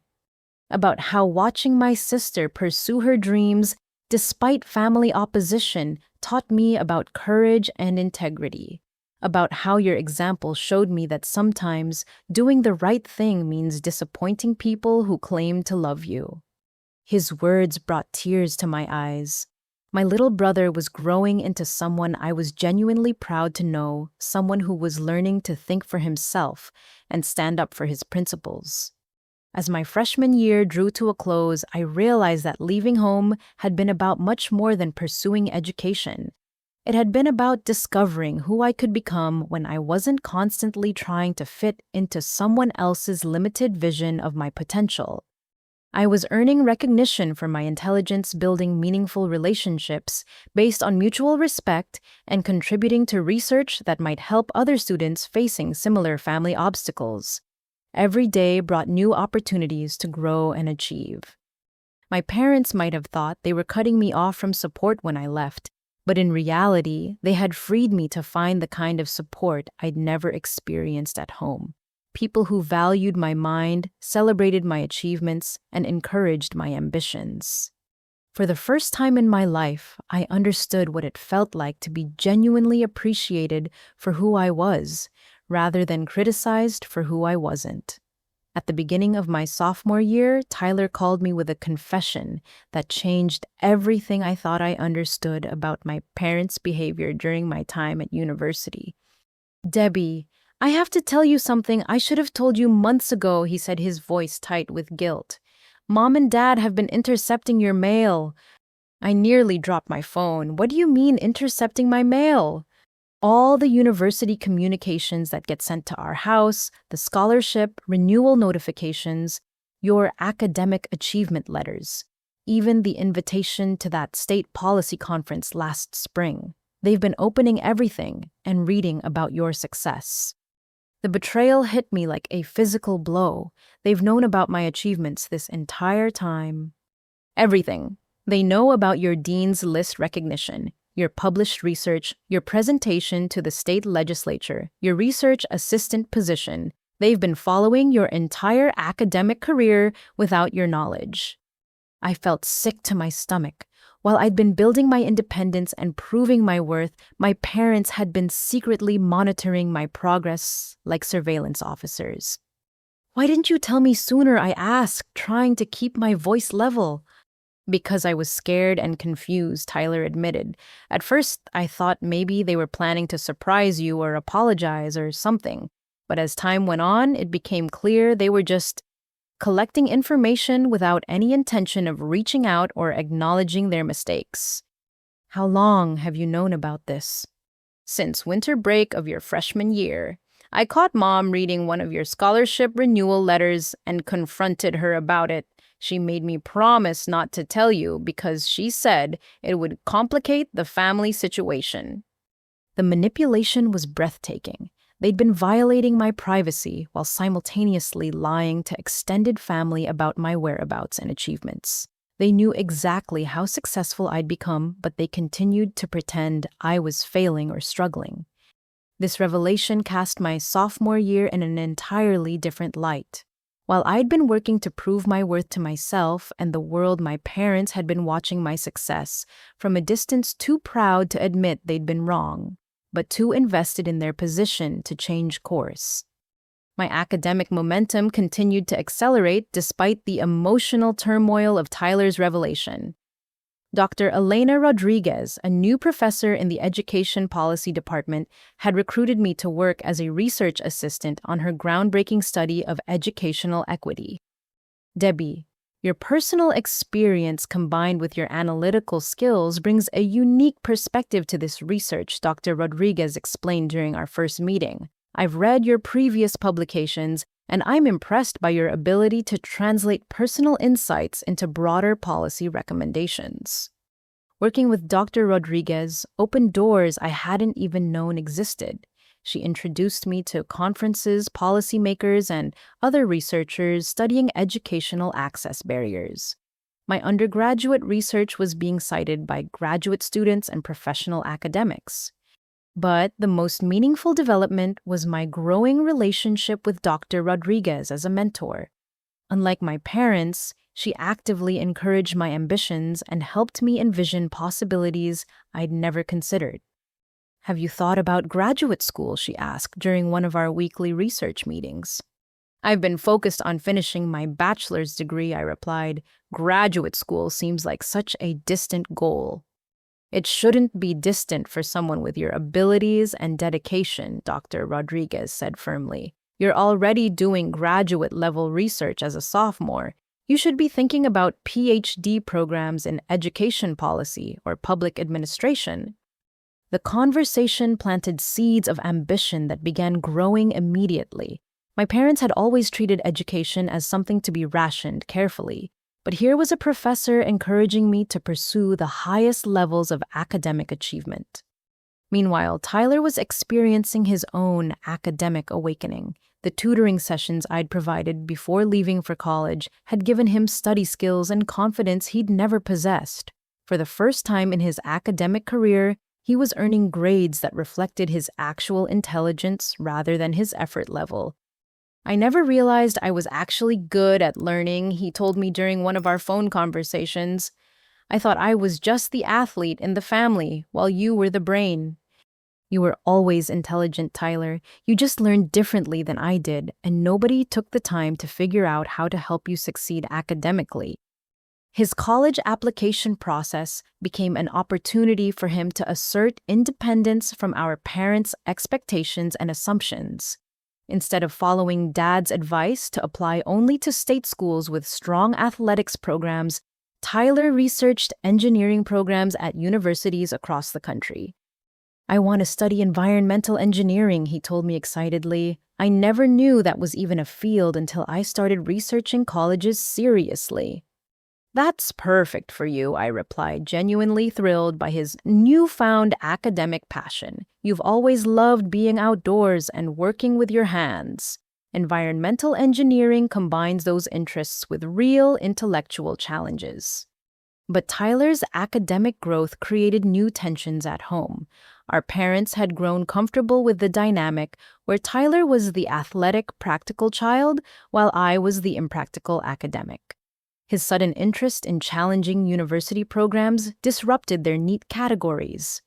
Dad keeps trying to talk me out of applying to competitive schools, Tyler confided. He says I should be realistic about my limitations. and focus on schools where I could play sports. What do you tell him? I tell him that Debbie taught me I don't have to accept other people's limitations on my potential. Tyler's transformation was remarkable to witness. The entitled, somewhat lazy teenager I'd left behind was becoming a focused, ambitious young man who understood the value of education and hard work. My departure had forced him to develop independence and self-motivation he'd never needed while living in the shadow of our parents' favoritism. During spring semester of my sophomore year, something happened that crystallized just how much my life had changed.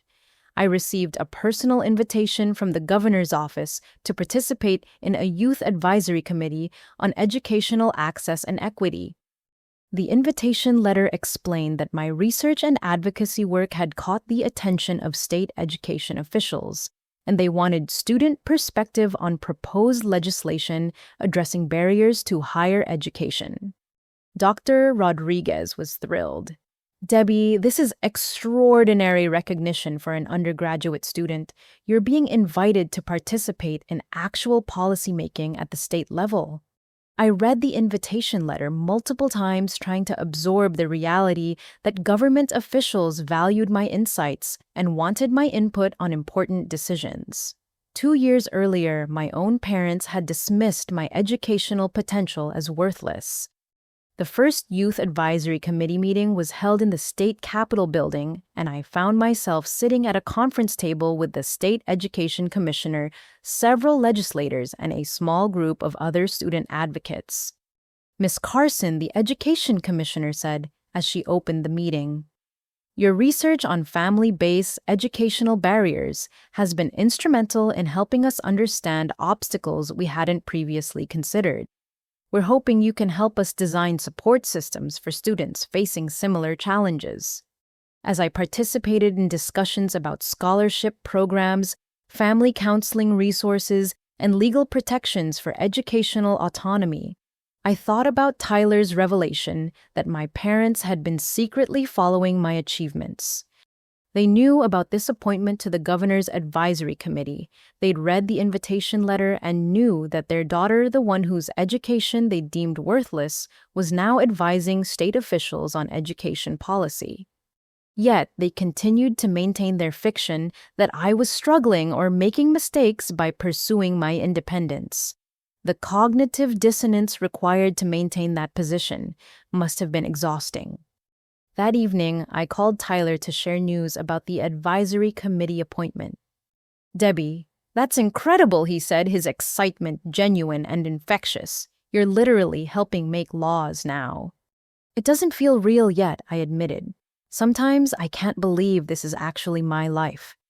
"I can believe it," Tyler said firmly. "You've worked harder than anyone I know, and you're brilliant at everything you put your mind to. Mom and Dad were idiots for not seeing your potential." His casual use of past tense caught my attention. "We're idiots." "Well, they still are idiots about most things," Tyler clarified with a laugh. "But I think they're starting to realize they made some major mistakes. They just don't know how to fix them without admitting they were completely wrong."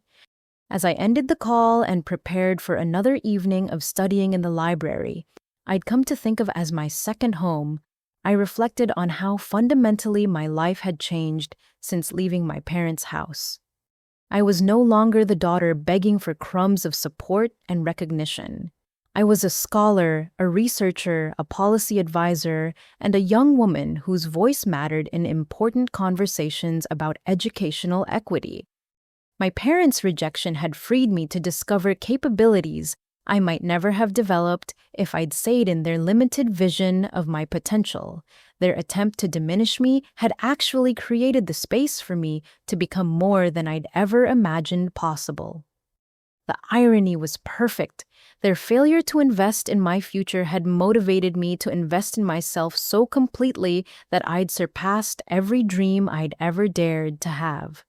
The beginning of my junior year brought news that would shake my family's foundation in ways none of us had anticipated. Tyler called me on a crisp September evening, his voice buzzing with excitement and disbelief. "Debbie, you're not going to believe what happened," he said, practically vibrating through the phone.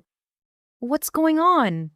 I got a full academic scholarship to Northwestern University for environmental engineering. I screamed so loudly that my roommate came running from across our suite to make sure I was okay. Tyler, that's incredible. Northwestern is one of the top engineering schools in the country. I know. And here's the best part in my admission essay I wrote about how my sister's courage and determination inspired me to pursue my own academic dreams despite family skepticism. The admissions committee said my essay was one of the most compelling they'd read this year. My heart swelled with pride and something deeper vindication. Tyler's success had been built on the foundation of his own hard work, but also on lessons he'd learned from watching me fight for my education. How did Mom and Dad react? I asked. Tyler's voice grew quiet. That's where it gets complicated. They're proud and excited about the scholarship, obviously. But when they found out what I wrote my essay about, and that I specifically credited you with inspiring my academic transformation, they had some serious moments of reckoning. What kind of moments? Mom started crying when she read the essay. Not happy crying, guilt crying. She realized that my biggest academic achievement came from learning lessons about perseverance and independence that I learned from you, not from them. The irony was staggering. Tyler's scholarship success, which my parents could celebrate openly, was directly attributed to the influence of the daughter they dismissed and driven away. Dad's reaction was even worse, Tyler continued. He read the essay and then just sat in his chair staring at nothing for like an hour. I think it finally hit him that their treatment of you wasn't just unfair, it was actually counterproductive. I succeeded because I learned from your example, not because of their favoritism. Meanwhile, my own junior year was unfolding with achievements that surpassed even my ambitious expectations. Dr. Rodriguez had recommended me for a prestigious summer internship with the National Education Policy Institute in Washington, D.C., and I'd been selected from a pool of graduate students and early career professionals. Debbie, this internship is typically reserved for graduate students, Dr. Rodriguez explained as we reviewed the offer details. The fact that they're extending it to an undergraduate speaks volumes about your research capabilities and policy insights. The internship would place me in the heart of federal education policy making, working directly with congressional staff and Department of Education officials on legislation addressing educational access barriers. But perhaps more importantly, the selection process had included a comprehensive background review that highlighted my academic achievements, publications, and advocacy work. A detailed summary of my accomplishments had been compiled for the internship selection committee. That summary somehow found its way to Tyler, who later admitted he deliberately shared it with our parents. I left the internship information where they'd find it, Tyler confessed during one of our weekly phone calls. I was tired of them pretending they didn't know how successful you'd become, and I wanted them to see everything laid out officially. How did they react to seeing it all compiled like that? It was like watching people realize they'd thrown away a winning lottery ticket, Tyler said. All your achievements listed together, the scholarship, the research publications, the policy advisory positions, the academic awards, and now this federal internship. Dad kept reading it over and over, and Mom just sat there with her head in her hands. The documentation had forced my parents to confront the full scope of what they dismissed and rejected. Their daughter hadn't just succeeded, despite their lack of support, she'd succeeded spectacularly, achieving recognition at state and federal levels while still an undergraduate. Tyler also shared that their financial situation had continued to deteriorate. Dad's construction business was struggling with increased competition and economic challenges, and the truck payments they'd prioritized over my education had become a significant burden. They're talking about selling the truck, Tyler said. The payments are eating up money they need for basic expenses, and I barely drive it anyway, now that I'm focused on school rather than just hanging out with friends. How do you feel about that? I asked. Honestly relieved. That truck always felt like a symbol of the unfair treatment you received. I'd rather take the bus than drive something that represented choosing favoritism over fairness. Tyler's moral development throughout this entire process had been extraordinary to witness. The spoiled younger brother I'd left behind had become a thoughtful young man with a strong sense of justice and integrity. Meanwhile, my relationship with Marcus had deepened into something serious and meaningful. His family had welcomed me completely, providing the kind of supportive family environment I'd never experienced at home. During spring break of my junior year, Marcus's parents invited me to join their family vacation in Colorado. Sitting around their dinner table, listening to them celebrate both Marcus's academic progress and my achievements equally, I finally understood what healthy family dynamics looked like. "Debbie, we're so proud of everything you've accomplished," Marcus's mother Patricia said over dinner one evening. "Your research work and policy advocacy are making a real difference in other students' lives. And we're grateful that Marcus found someone who shares his values about education." And service added his father James. "You two support each other's dreams in such a beautiful way." The contrast with my own family's approach to my achievements was stark and painful. Here were virtual strangers celebrating my success, while my own parents continued to maintain their fiction that I was making mistakes. But the most significant development of my junior year came in the form of a phone call from Tyler in early April. "Debbie, something major has happened," he said, his voice serious in a way that immediately got my attention. "What kind of major—" "Mom and Dad tried to attend one of your university events, some kind of research presentation you were giving that got publicized in the local newspaper."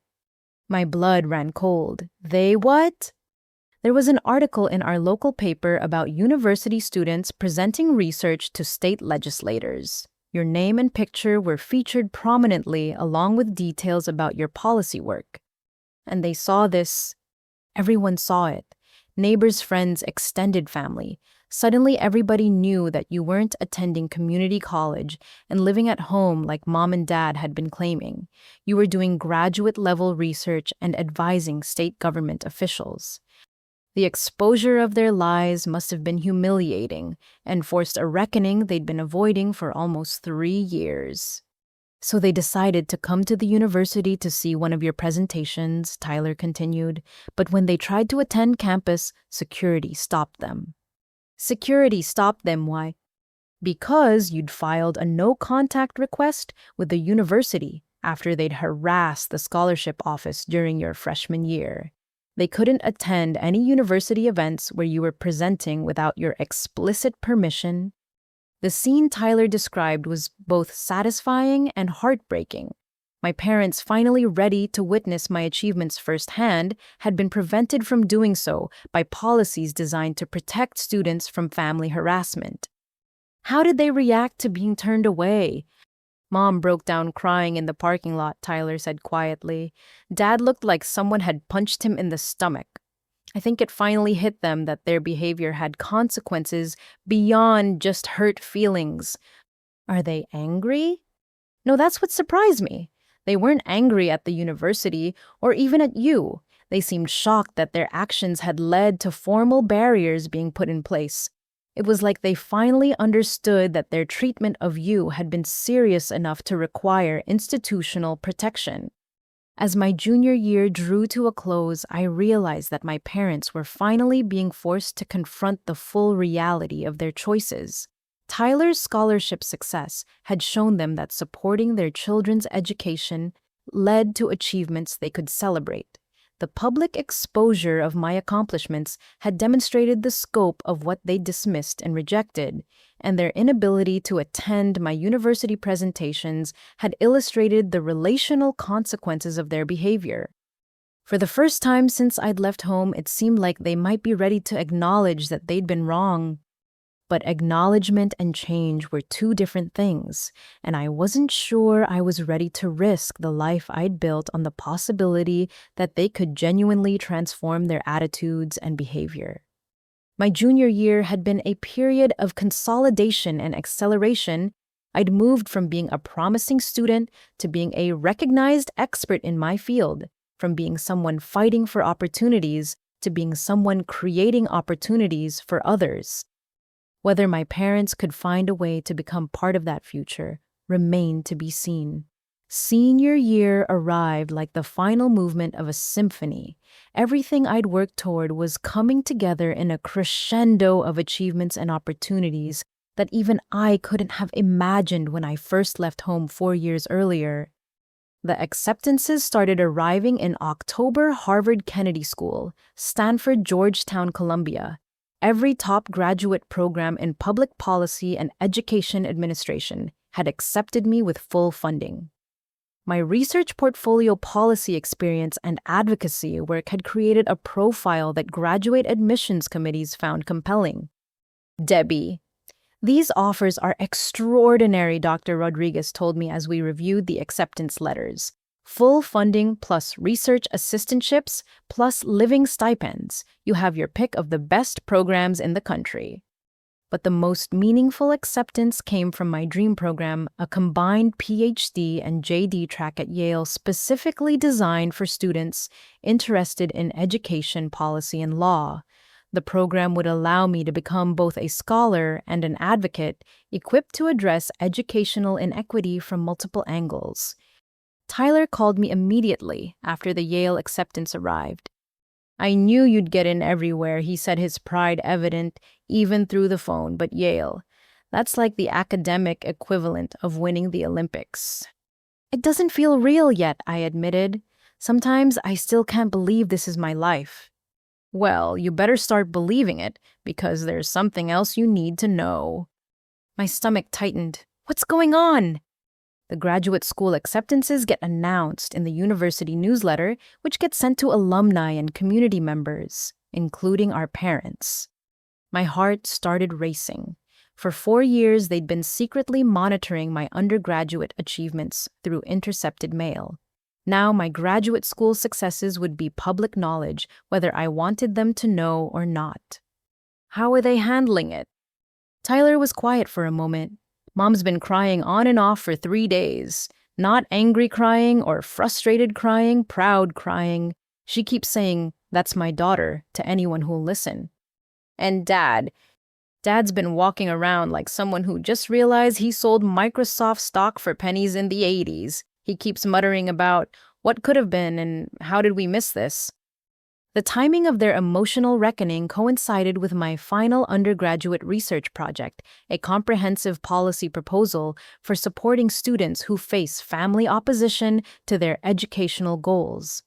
Working with Dr. Rodriguez, I developed legislation that would create legal protections, financial support systems, and counseling resources for students in situations similar to mine.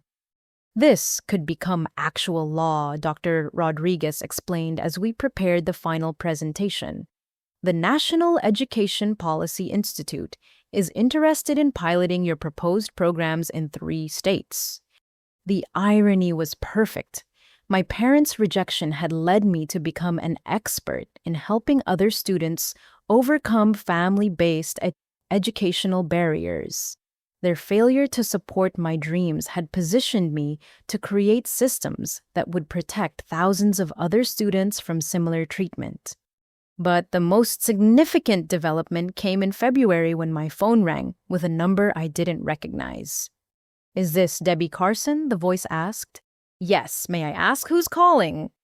"This is Dr. Patricia Jenkins from the University Counseling Center. I have a rather unusual request. Your parents contacted our office asking about family counseling services to help them repair their relationship with you." I nearly dropped the phone. They want family counseling. They're specifically requesting mediated communication services. They want professional guidance in how to acknowledge their past mistakes and explore possibilities for rebuilding your relationship. After 4 years of silence, deception, and dismissal, my parents were finally ready to admit they needed professional help to address their behavior. "What exactly are they requesting?" I asked. "They want to participate in family therapy, focuses on making amends for their treatment of your education, and exploring whether reconciliation is possible. They're asking if you would be willing to participate, but only if you feel comfortable and safe doing so. The request left me emotionally spinning. Part of me felt vindicated that they were finally acknowledging their behavior required professional intervention. But another part felt angry that it had taken 4 years and overwhelming evidence of my success for them to consider that they might have been wrong. Can I think about it? I asked. Of course. There's no pressure and no timeline. If you decide you're interested, we can structure the processes to prioritize your emotional safety and autonomy. I called Tyler immediately after hanging up. Did you know they were planning to request family counseling? I asked. I knew they'd been talking about it, Tyler admitted, but I wasn't sure they'd actually follow through. What are you going to do? I have no idea. 4 years ago, I would have done anything for them to acknowledge their mistakes and support my dreams. Now, I'm not sure I need their approval anymore. Maybe that's exactly why you should consider it, Tyler suggested. You're in a position of strength now. You have nothing to prove and nothing to lose. If they're genuinely ready to change, maybe it's worth exploring. If they're not, you'll know for sure and can move forward with complete clarity. Meanwhile, my final semester was unfolding with achievements that would have been unimaginable when I'd started college. The policy proposal I developed with Dr. Rodriguez had been accepted for presentation at the American Educational Research Association's National Conference, where it would be heard by policymakers from across the country. I was also invited to give the student commencement address at graduation, an honor typically reserved for students who had made exceptional contributions to the university community. But perhaps most meaningfully, I'd been selected for a post-graduation fellowship that would place me in the U.S. Department of Education for 2 years, before beginning graduate school.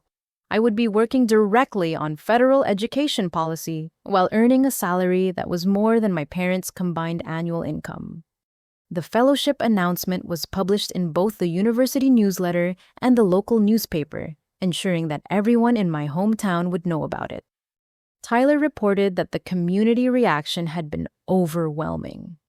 Everyone's talking about you, he told me during one of our weekly calls. Mrs. Patterson from the bakery has been showing the newspaper article to every customer who walks in.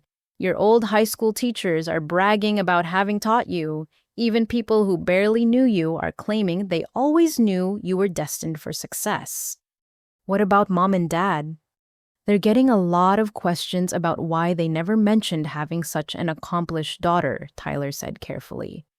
I think people are starting to realize that the story about you attending community college was never true. The social pressure and public recognition were forcing my parents to confront not just their treatment of me, but also their subsequent lies about my achievements and whereabouts. Spring semester flew by in a blur of final projects, graduate school planning, and preparation for the policy conference presentation. But as graduation approached, I faced a decision I'd been avoiding: whether to allow my family to attend the ceremony. The university had maintained the no-contact restrictions I'd requested during my freshman year, which meant my parents couldn't attend any university events without my explicit permission. My graduation would be the culmination of everything I'd achieved despite their lack of support, but it would also be my last opportunity to share my success with them if reconciliation was ever possible. 2 weeks before graduation, I made a decision that surprised even me. I called the University Counseling Center and scheduled my first family therapy session for the week after graduation. I want to be clear about something I told Dr. Jenkins during our preliminary conversation. I'm willing to explore this process, but only on my terms and only if they're genuinely prepared to acknowledge their behavior and its impact.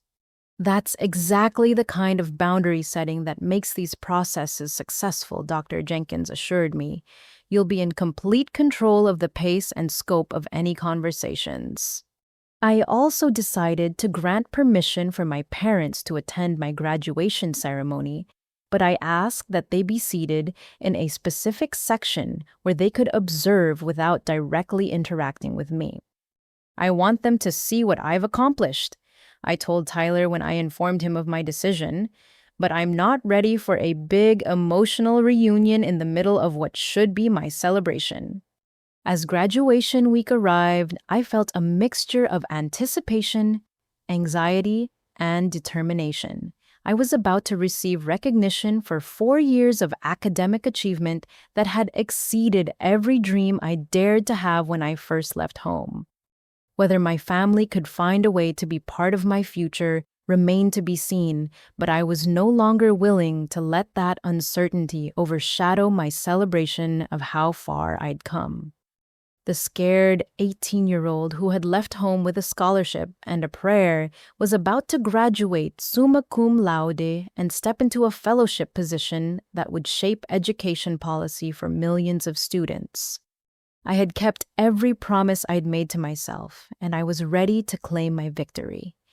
Graduation morning arrived with the kind of perfect spring weather that felt like nature's celebration of new beginnings. I woke up in my dormitory room for the last time surrounded by boxes packed with 4 years of memories, achievements, and personal growth. My cap and gown hung on the closet door like ceremonial armor, and I felt a surge of pride as I put them on. The gold honor cords, the Phi Beta Kappa insignia, the special recognition stole for student commencement speakers, each piece represented obstacles overcome and dreams realized. Tyler had arrived the night before and was staying in the guest room of Marcus's family's hotel suite. Marcus's parents, Patricia and James, had become like surrogate family to me over the past few years, and having them present for graduation felt right in a way that made my biological family's absence both noticeable and somehow less painful. As I made my way across campus toward the graduation venue, I knew my parents were somewhere in the crowd. Tyler had confirmed they'd driven up that morning and were seated in the section I designated for them. For the first time in 4 years, we would be in the same space, but I would be the one in control of when and how any interaction occurred. The graduating class assembled in alphabetical order, and I found myself standing with the other Carson surnames. Looking around at my classmates, I realized how much further my journey had taken me than most of theirs. While they'd had family support throughout college, I'd built my entire academic career from scratch, transforming rejection into determination and obstacles into opportunities. Dr. Rodriguez found me in the pre-ceremony gathering area, her face glowing with professional pride. "Debbie, I have to tell you something," she said, pulling me aside. "Yesterday, I received a call from the Department of Education about your fellowship. They want you to know that your application was one of the strongest they've received in over a decade." Really? But more than that, they specifically mentioned how impressed they were by your personal story of overcoming family opposition to pursue your education. Your essay about transforming adversity into advocacy apparently moved the entire selection committee. The validation felt surreal. The very experiences my parents had dismissed as dramatic or ungrateful had become the foundation for recognition at the highest levels of educational leadership. As we processed into the auditorium, I scanned the audience until I spotted my family. Mom and Dad sat rigid with nervous anticipation, while Tyler looked proud and emotional. The contrast in their expressions told the whole story. Tyler was celebrating my achievement, while our parents were still grappling with their role in nearly preventing it. The ceremony proceeded with the usual speeches and recognitions, but when my name was called as the student commencement speaker, I felt every nerve in my body come alive. This was my moment to address not just my graduating class, but also the family members who had doubted my potential. Walking to the podium, I looked out over the sea of graduates, faculty, and families. Somewhere in that crowd were the people who had dismissed my dreams and the people who had helped me achieve them. Fellow graduates, I began my voice carrying clearly through the auditorium sound system 4 years ago. Many of us arrived at this university with dreams that other people told us were too big, too impractical, or too ambitious. I paused, making eye contact with different sections of the audience. Some of us were told we should be realistic about our limitations, that we should settle for safer paths, that our aspirations exceeded our worth or potential. From where I stood, I couldn't see my parents' faces, but I could imagine their reaction to my words. But here's what I've learned during my time at this university. Sometimes the people who are supposed to believe in us the most are the ones who underestimate us the most. And when that happens, we have a choice. We can accept their limitations, or we can choose to believe in ourselves. The audience was completely silent, hanging on every word. I want to talk today about finding family in unexpected places, because that's what this university gave me. When the people who were supposed to support my education couldn't see my potential, I found professors who became mentors, classmates who became chosen family, and opportunities that transformed doubt into determination. I talked about Dr. Rodriguez's guidance, Marcus's family's acceptance, my research collaborations, and the policy work that had grown from my personal experience of educational barriers. Some of you may be graduating today with the full support of families who celebrated every achievement and encouraged every dream. Treasure that gift, because not everyone receives it. I paused again, thinking of Tyler in the audience and hoping my words would resonate with other students who had complicated family relationships. But for those of you whose families struggled to understand your ambitions, know this. Their failure to recognize your potential doesn't diminish your worth. Their inability to support your dreams doesn't make your dreams less valid. As I continued speaking, I noticed movement in the section where my family was seated. I couldn't make out details from the podium, but something was happening. The measure of our success isn't whether we received support, but what we did with the opportunities we created for ourselves. And the measure of our character isn't whether we were understood, but whether we used our experiences to understand and help others. I concluded my speech with a personal revelation that I hadn't planned but felt compelled to share. 4 years ago, I came to this university with a scholarship I'd earned in secret, pursuing dreams that my own family had dismissed as impractical. Today, I'm graduating summa cum laude with a fellowship to help shape national education policy. The applause was thunderous, but I continued over it. That transformation wasn't possible because I was exceptionally brilliant or talented. It was possible because this university, these professors, and these fellow students created an environment where potential could flourish, regardless of where it came from or who believed in it initially. As I returned to my seat, my hands were shaking with adrenaline and emotion. I had just delivered the most personal and honest speech of my life to an audience that included everyone who mattered to me, including the people who had hurt me most. The remainder of the ceremony passed in a blur of names being called and degrees being conferred. When they announced my graduation, summa cum laude with highest honors in education policy, the applause seemed to last forever. But the moment I'll never forget came after the ceremony officially ended. As graduates dispersed to find their families and celebrate, Tyler appeared at my side, his face streaked with tears. "Debbie, your speech was incredible," he said, pulling me into a fierce hug. "I'm so proud to be your brother." "Where are Mom and Dad?" I asked, suddenly nervous about the confrontation I knew was coming. "They're waiting by the main entrance," Tyler said carefully. They heard every word of your speech. They know that you were talking about them." "How did they react?" Tyler's expression was difficult to read. "I think they finally understand what they did to you, and I think they finally understand what you accomplished despite them." As we walked toward the main entrance where my parents were waiting, I felt like I was moving toward the final chapter of a story that had been 4 years in the writing. They had heard me speak about the family that had failed to support me and the chosen family that had believed in my potential. Now we would discover whether acknowledgement of their mistakes could become the foundation for something new, or whether this graduation would mark the final separation between who I'd been in their house and who I'd become in the world.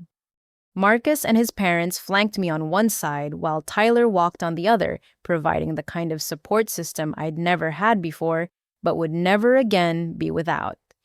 Whatever happened next, I was walking toward it from a position of strength, surrounded by people who valued my achievements and supported my dreams. I had already won. 6 months after graduation, I was settling into my fellowship at the Department of Education in Washington, D.C., when Tyler called with news that would change everything I thought I understood about family forgiveness and second chances. "Debbie, I need to tell you about Mom and Dad," he began, his voice carrying a maturity that still surprised me sometimes. "Are they okay?" "They're more than okay. They're different, really genuinely different." After my graduation speech, my parents had entered individual and couples therapy to address not just their treatment of me, but the underlying beliefs and patterns that had shaped their parenting approach. Tyler had been updating me on their progress, but I'd remained skeptical about whether real change was possible. The therapist helped them understand that their favoritism toward me wasn't just unfair to you, Tyler continued.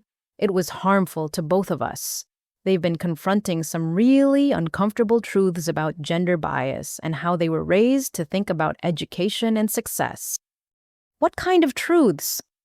Like how Dad was taught that investing in daughters was pointless because they just get married and stop working, and how Mom was raised to believe that girls who were too smart or ambitious were threatening to family stability. The explanation didn't excuse their behavior, but it helped me understand the generational patterns they'd been unconsciously perpetuating. They also finally understood the financial impact of their choices, Tyler added. The therapist walked them through the numbers. They spent more on my truck than your entire 4-year education would have cost even without scholarships. But the most significant development was their recognition of what they'd actually lost.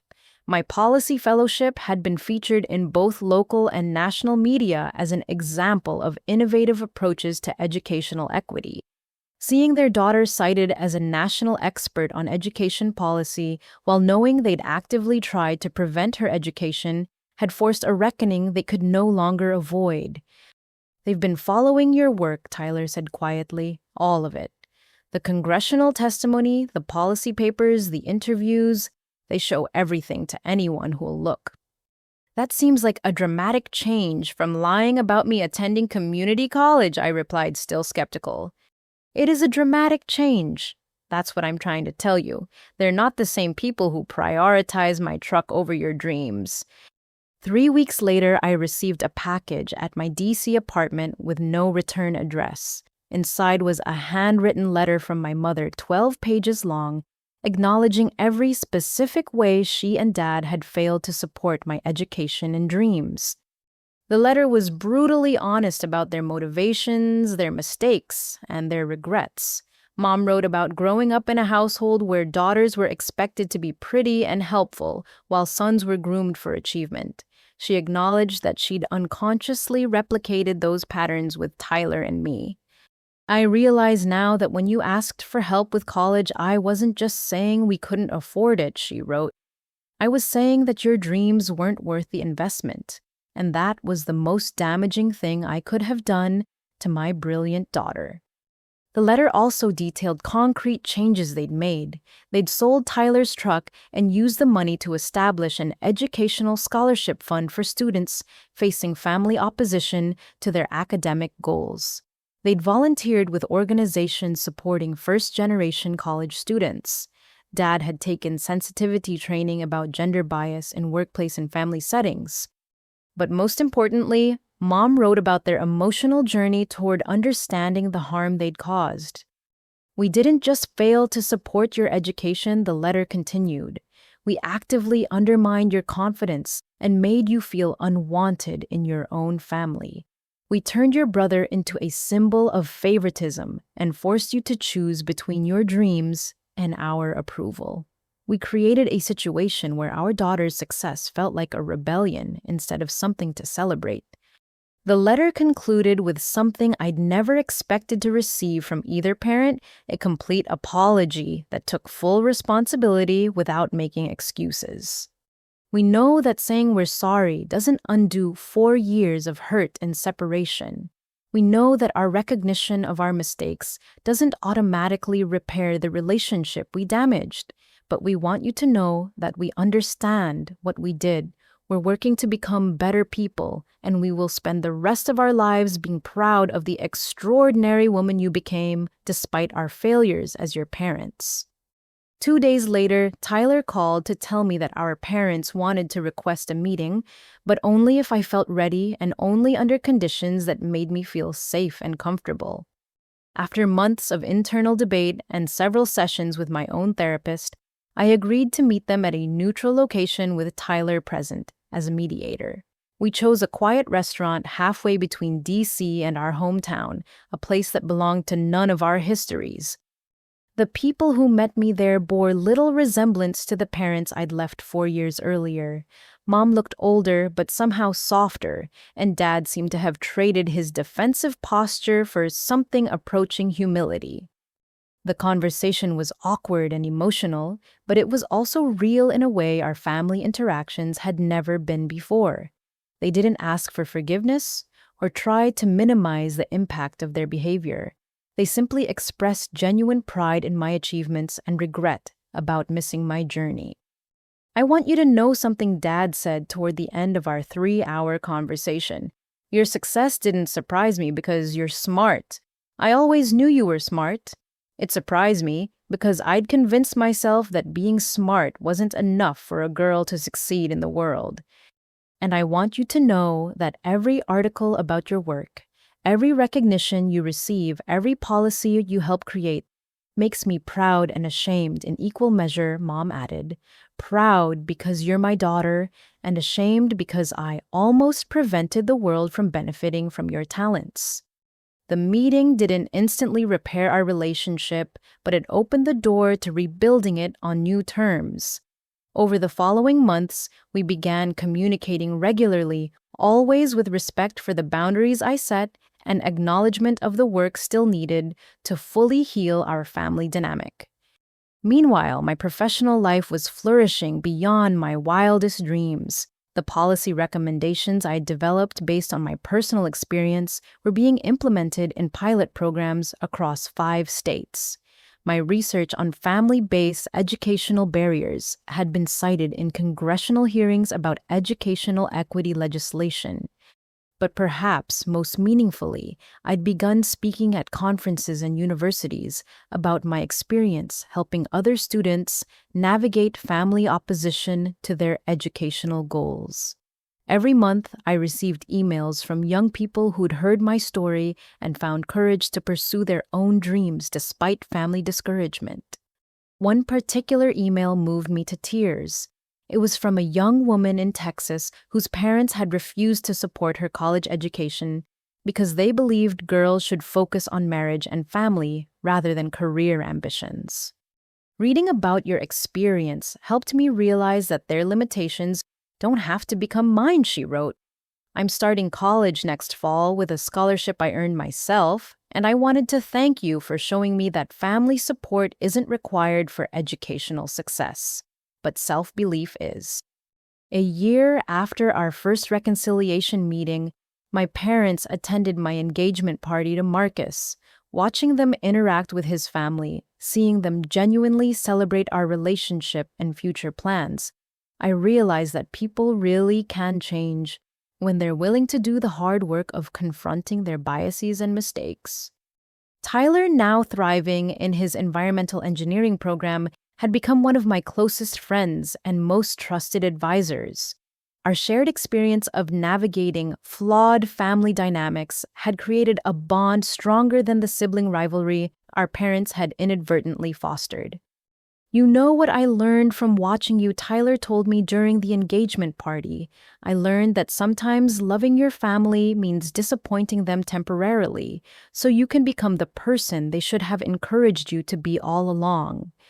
As I write this, I'm in my second year of the combined PhD and JD program at Yale researching educational policy while also studying the legal frameworks that protect students' rights to pursue their dreams despite family opposition.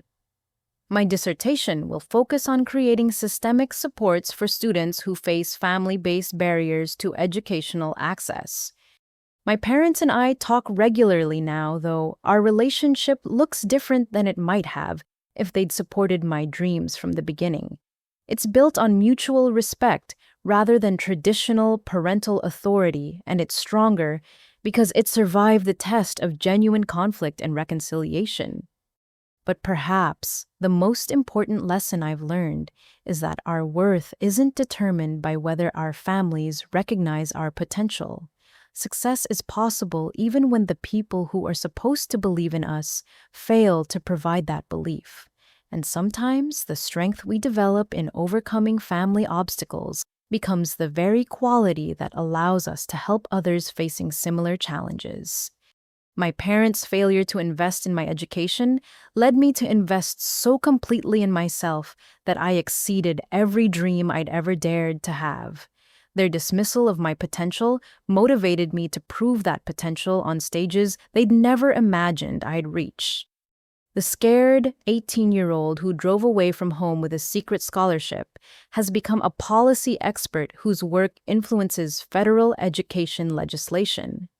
The daughter who was told her dreams weren't worth investing in now helps shape the dreams of millions of students across the country. I learned that family can be the people who share your DNA, but it can also be the people who recognize your worth and support your growth. Sometimes the most powerful thing you can do is create the kind of family environment you wish you'd had, and then use that strength to help others do the same. And sometimes the greatest gift you can give your original family is the chance to see who you become when you refuse to accept their limitations on your potential. My story isn't unique, but it is mine. And if it helps even one person choose their dreams over others' doubts, then every struggle along the way was worth it. To anyone out there whose family doesn't see your potential, you are not required to shrink yourself to fit their vision. You are not obligated to accept their limitations as your own, and you are absolutely capable of creating a life that exceeds every dream they told you was too big. Sometimes the family that raises us isn't the same as the family that celebrates us, but we all deserve to be celebrated for who we are and what we can achieve. Your dreams matter. Your education matters, and your potential is not determined by whether the people closest to you recognize it. Now, I have a question for you. Have you ever had to choose between family approval and pursuing your own dreams? What would you do if the people you loved most couldn't see your potential? How do you think families can do better at supporting all their children's dreams equally? I'd love to hear your thoughts in the comments below. If this story resonated with you, please give it a like and subscribe for more stories about overcoming obstacles and pursuing your dreams despite the odds. And if you know someone who might need to hear this message about believing in themselves, even when others don't, please share this story with them. Thank you for taking this journey with me. And remember, your potential is limitless, regardless of who does or doesn't see it. Keep fighting for your dreams because you're worth every effort it takes to achieve them.